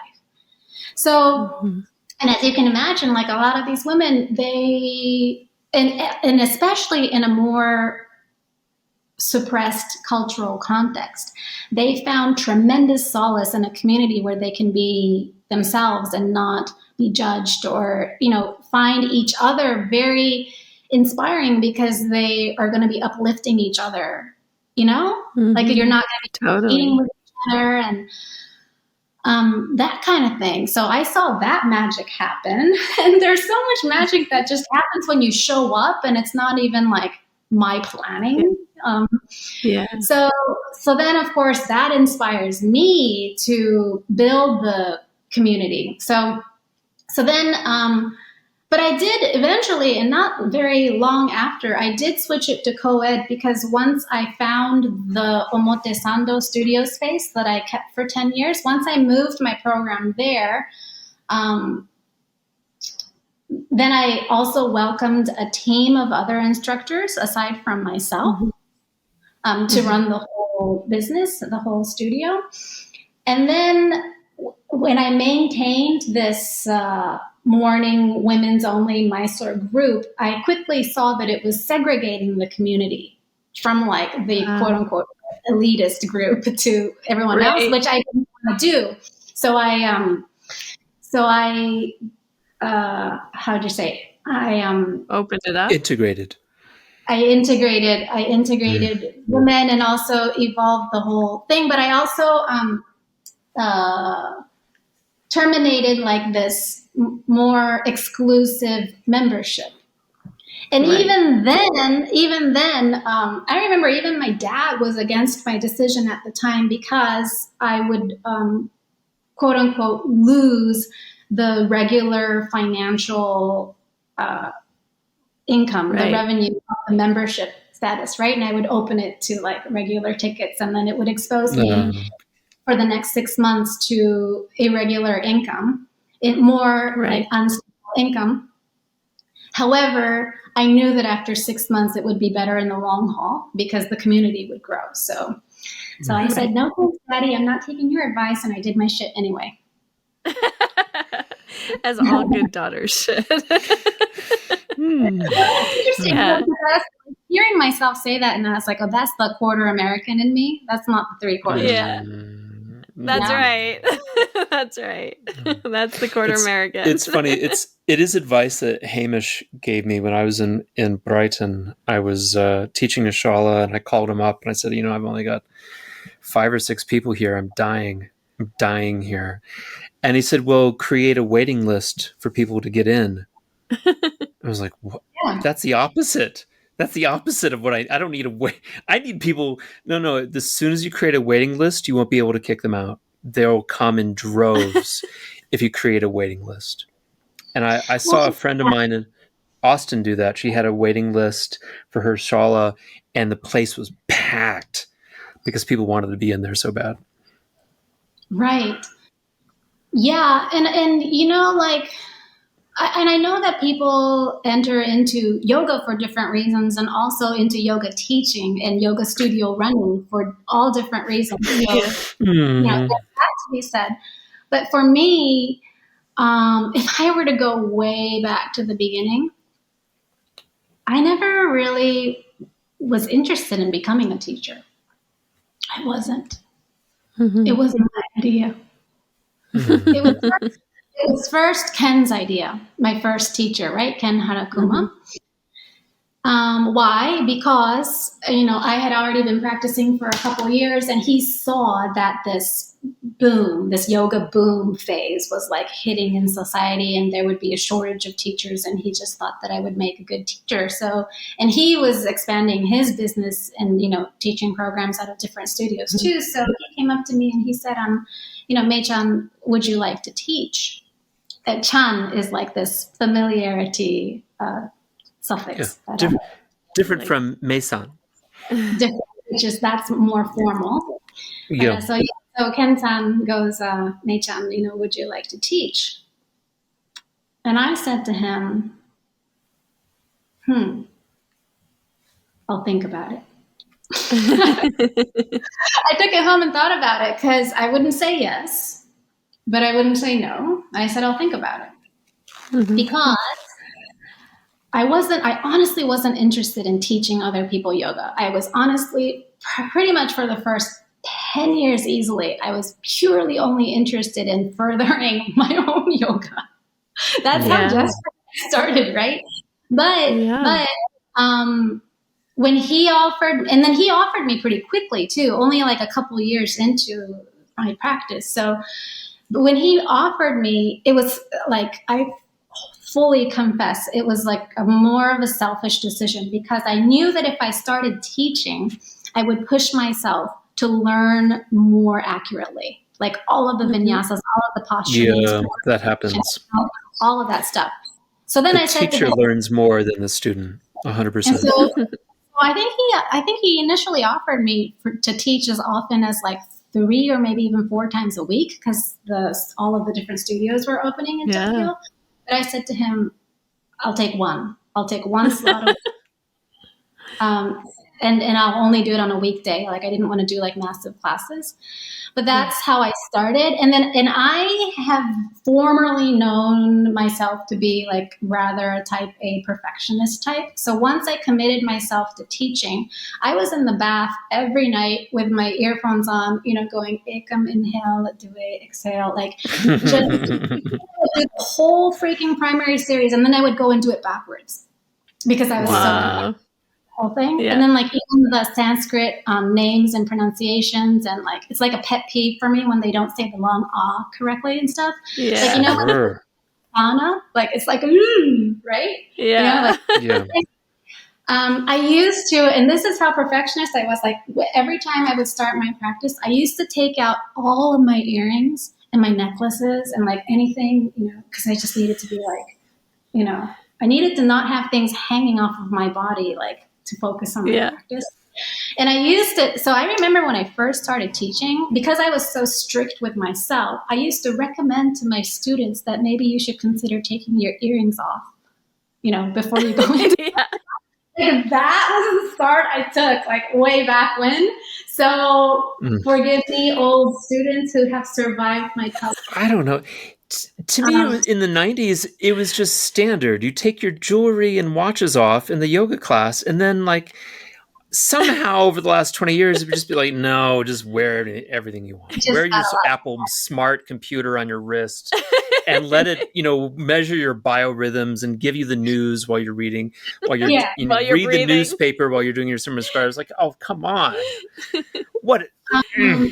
I'm going to go off on a tangent here for a sec, but that reminds me of like the first time, I don't know what year it was, but because Mysore itself, South India, like Practice Central itself started to evolve and change, and different people started coming from different parts of the world, and that whole dynamic got a lot more casual too, right? I remember the first time I pulled my mat up in like one of the front rows because, you kind of have your spot, and then later on, like in my practice, when the later batch people start coming in, and then somebody rolled their mat next to me, and then somebody else rolled their mat next to me, and they're, start doing their Sri Namaskars. And then the guy that was next to the girl that was next to me is like, they catch each other like in a downward dog at the same time situation, Yeah. I swear I heard the guy go, so where are you from? Like in Oh. what? That's not allowed, man. That's totally not cool. This is not the time nor the place. You can do that at the coconut stand. No. But that was a really kind of like eye-opening moment for me too. I was like, wow, the scene really is changing. And then you just wrap your shit up and you get out of there. But all that to say that I think for some of us who started in earlier days, I don't know, for lack of a better description, there used to be a little bit more of like a strict, almost like a military feel, Yeah, 100%. For sure. That whole like masculine thing. 100%. So, I was very much part of not only practicing, not only like developing my practice in such an environment, but also in perpetuating it, right? And teaching in the way that I did for the first few years. But I think my point that I was getting to was that I started at the basis of everything that was the beginning for me is that I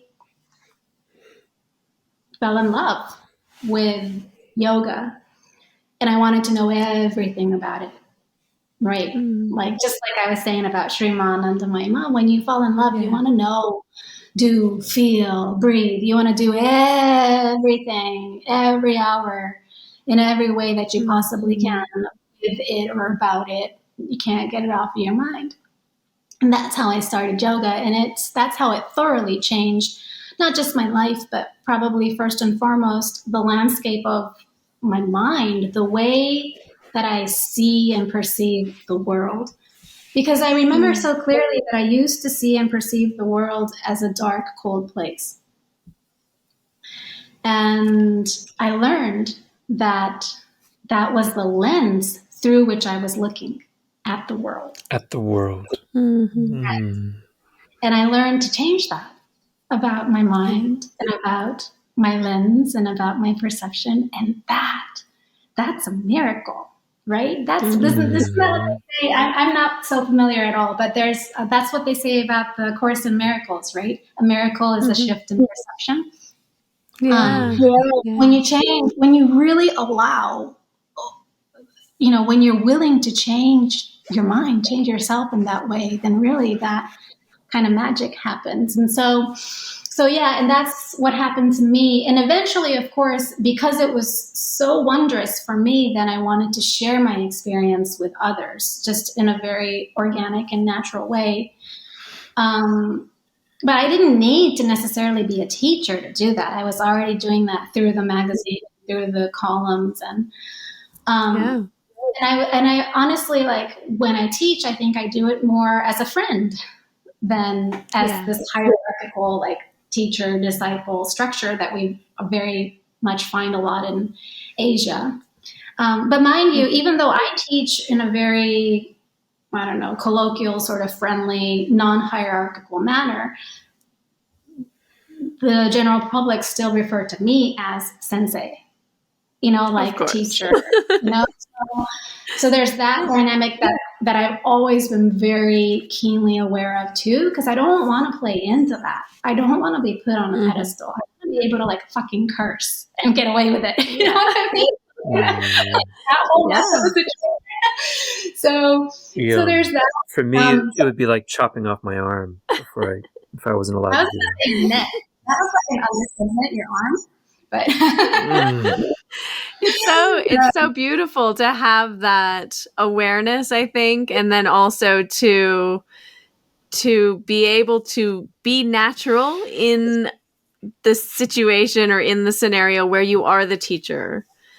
Because I think it also allows students to be natural and to accept themselves and like, you know, love themselves, because they're not trying to be perfect or be anything. And if they are, you know, you're not encouraging that kind of like, you need to be something different than what you are, because you're being so natural and so who you are in that situation.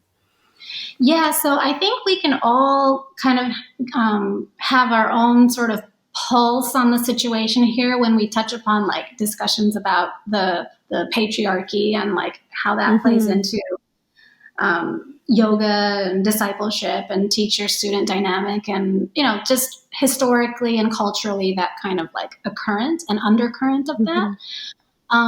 But imagine for a second, like that kind of like male, female undercurrent dynamic going on, multiplied by a very much Asian, vertical, hierarchical, like never challenged teacher, like straightforward structure. That can be a pretty dangerous mix.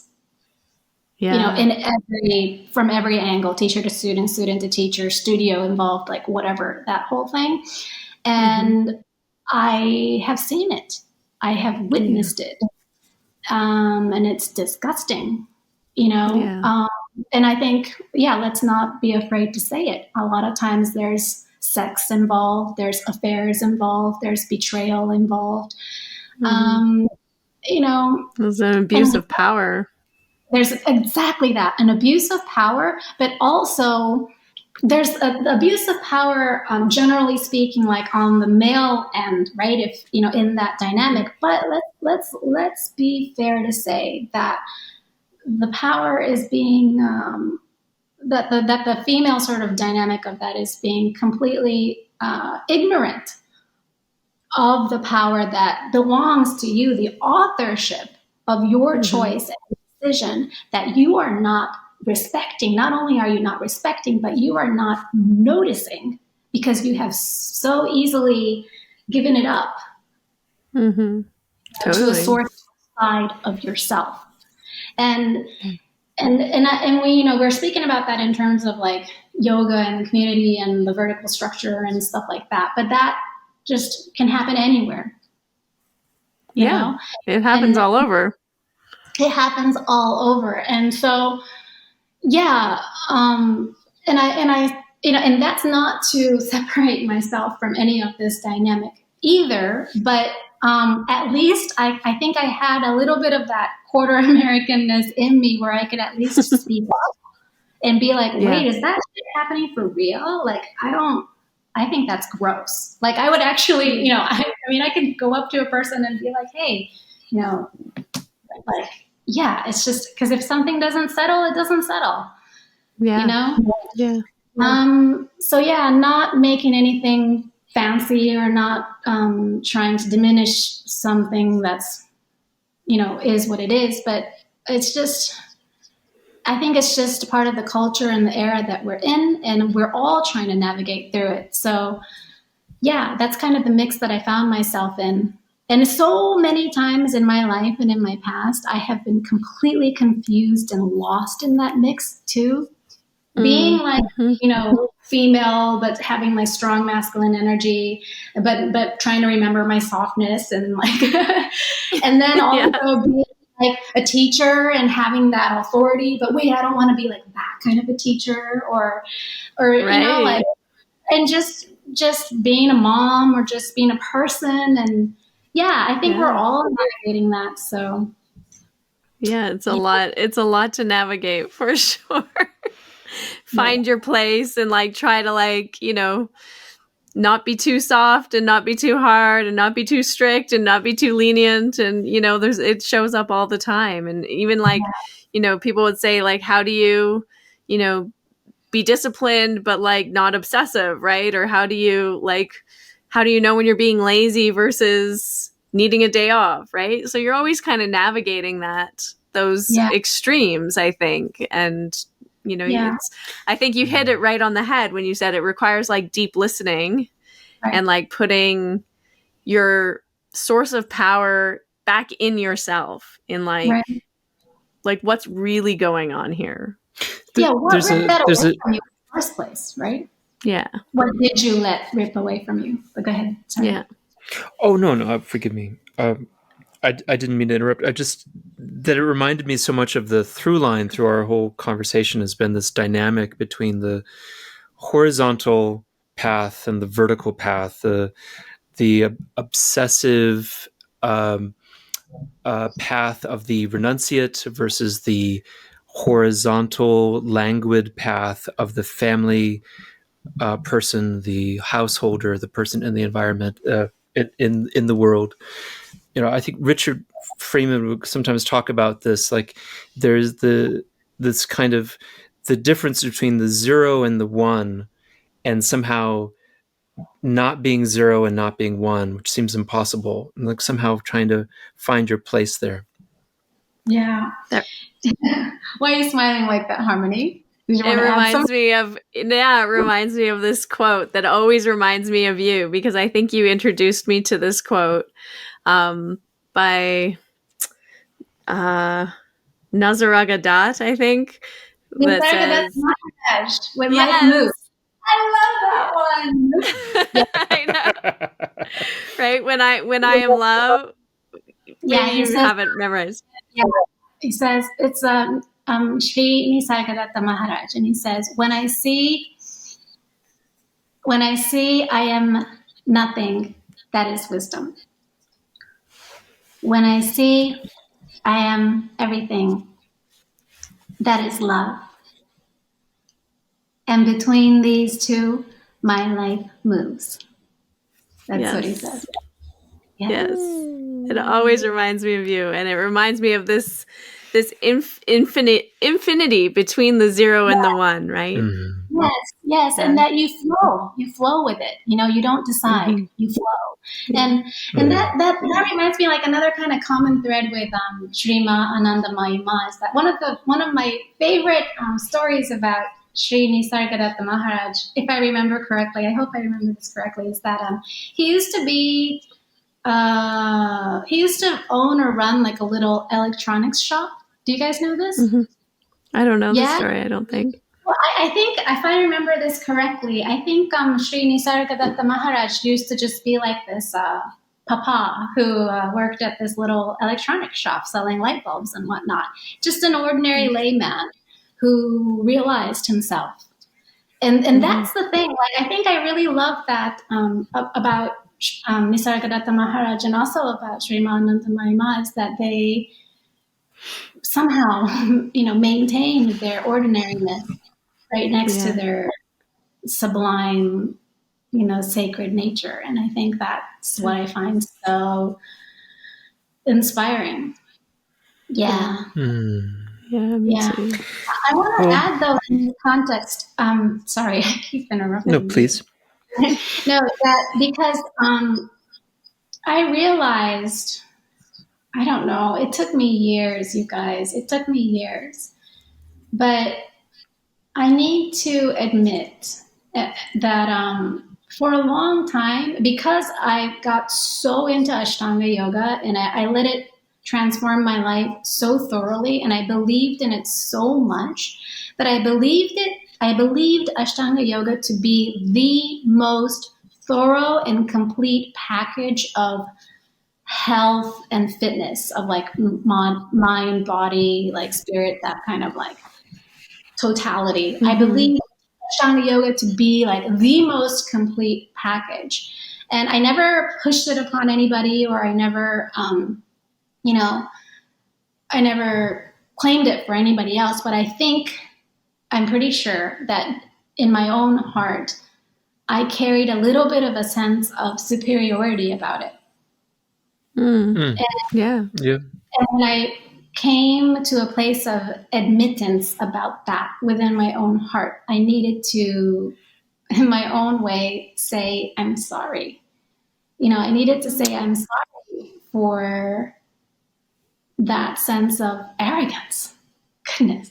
Arrogance in the name of yoga, that, for thinking somewhere, for believing somewhere deep in my heart that that this was a little bit better than other styles of yoga or other styles of or ways of life or walks of life, and I always, since the first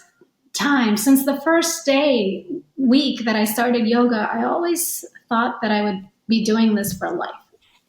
And I think maybe for the first 10 years, I thought that I would be doing, Ashtanga for life, and I would be doing third series and fourth series and like whatever.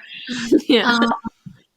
And I later then realized, not without the grief of letting go, that I was only limiting myself, and that this kind of like, how would you say, this kind of like hardcore mentality, this rigidity around any belief, not just yoga or religion or cults or anything, but like any belief, when you start believing that it's like the only, or it's the best, or it's the better than way, that's a moment to really take caution.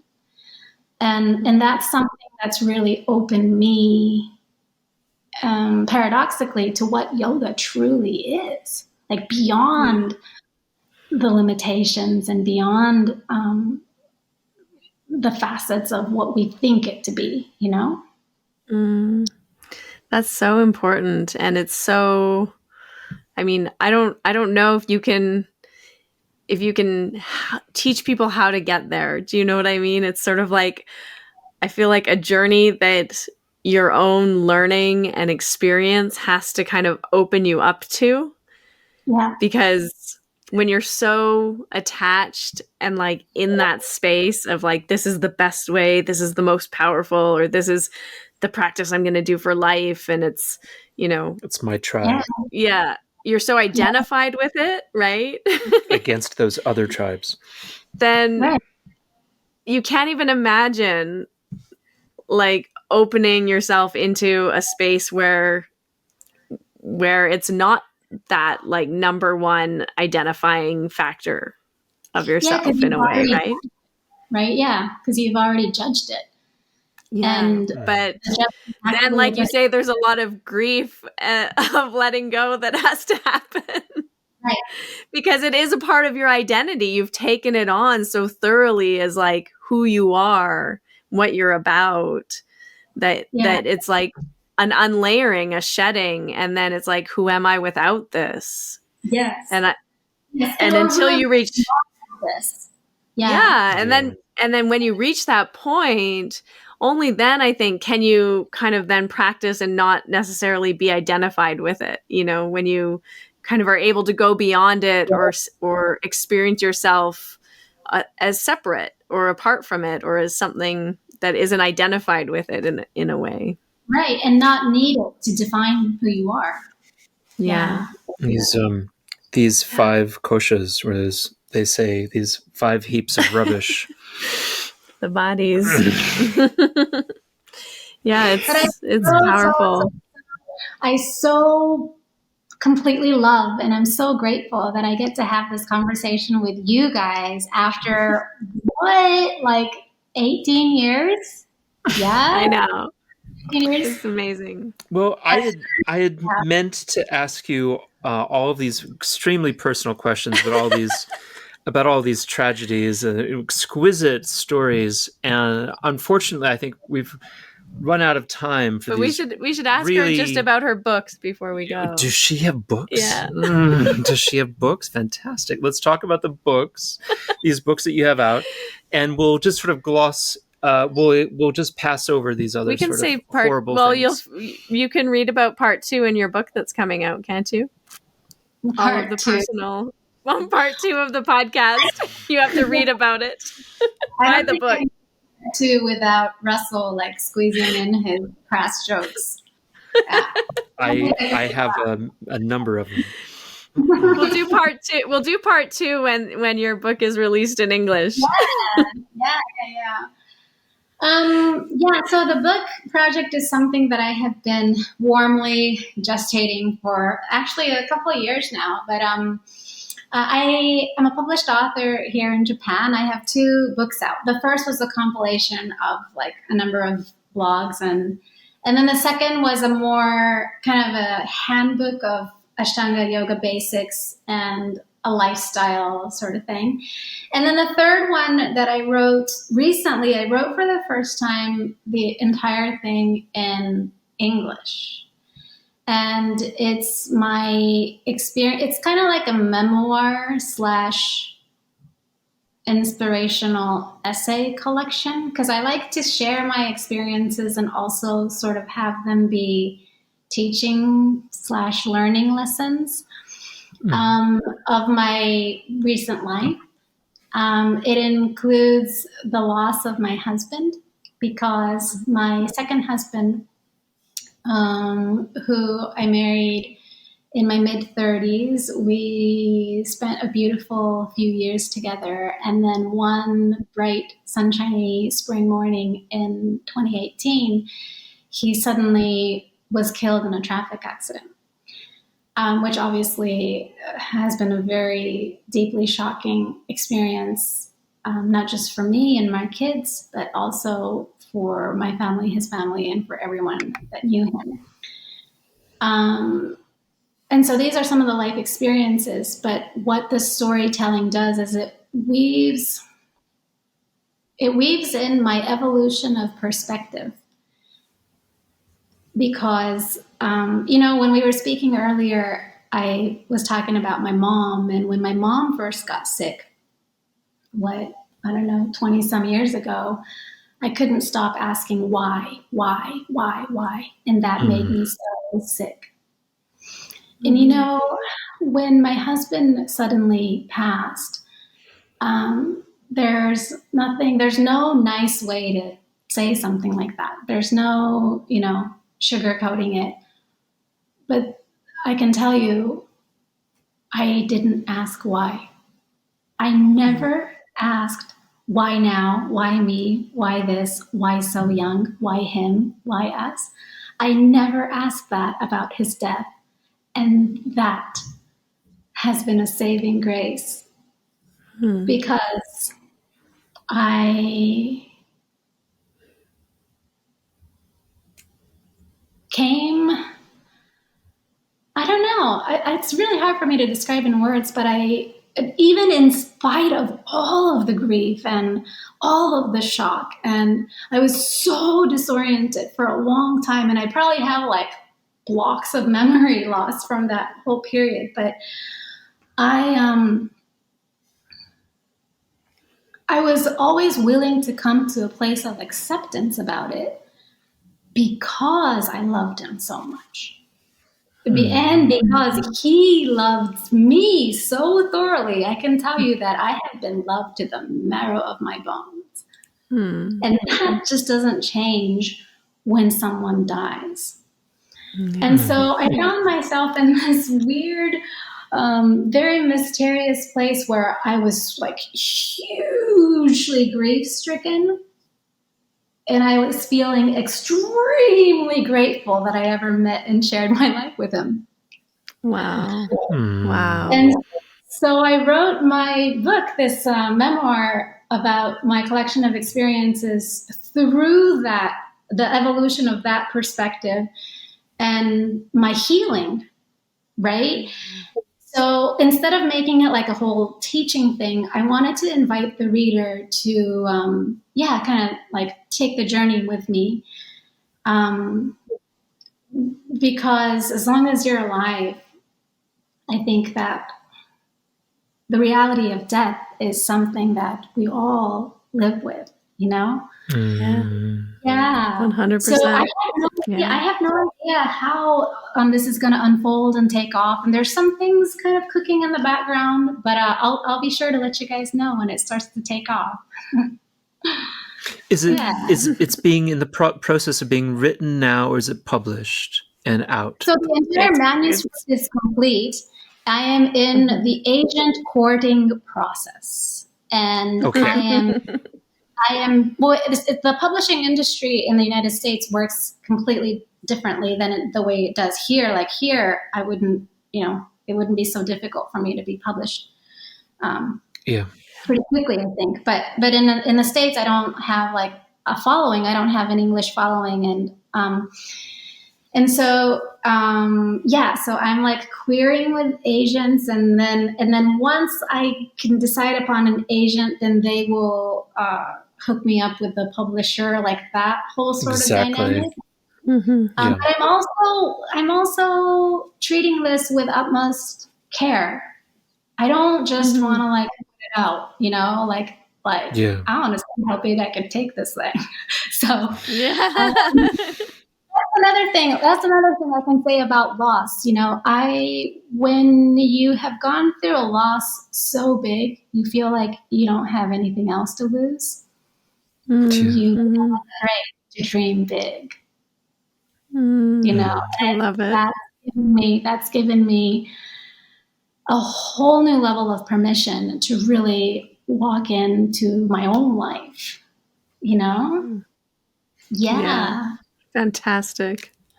Well, you're so beautiful and so brave and just such a lovely human spirit, God embodied in human form. And I'm just thrilled and blessed that you're in my life and that you're one of my closest friends. So goodness, I'm so happy to hear this. And if people want to take classes, they can come to Veda Online, and they can also practice with me Tokyo time, 6 a.m. on Mondays and Fridays. Yeah. So this is actually like one of the first instances where I really, I'm on an English podcast, or really just talking myself out in this quarter American bitchiness style. Aside from my 20 years like pristine career in Japan sort of a dynamic. So if anyone wants to kind of keep up to date with me, please find me on Instagram. It's MaeYoshikawa, which Russell will put in the show notes. Thank you. Yes. And so my studio is called VedaTokyo.com, and it's a Japan, Tokyo-based operation, but we are now fully online, and I'm so delighted and honored that Harmony, as well as Basha, as well as Basha. Kathy Louise Broda. Different, that's a C, not a K. Yeah, other Kathy. So she is also on our platform, and so we offer yoga as well as like zazen and some other fun workshops and stuff. So please check it out. Amazing. Yes, great. We will put all the links in the show notes so everyone can link up. Yeah, and thank you so much for being our guest today. It was such a pleasure to speak with you and just absorb your energy and your wisdom and your flow of consciousness coming through you. So thank you. You honor us with your presence, madam. I was going to say thank you for your presence, and I apologize for all of your jokes that I didn't catch on in time. Oh, I don't know. I think you did a great job. No, there's nothing subtle about my performance, I can assure you. I only wish we got the part at the beginning about the hair. That was a good one. That was a good joke. That was a good. You didn't get that? I liked it. No, it wasn't recording that. That's a shame.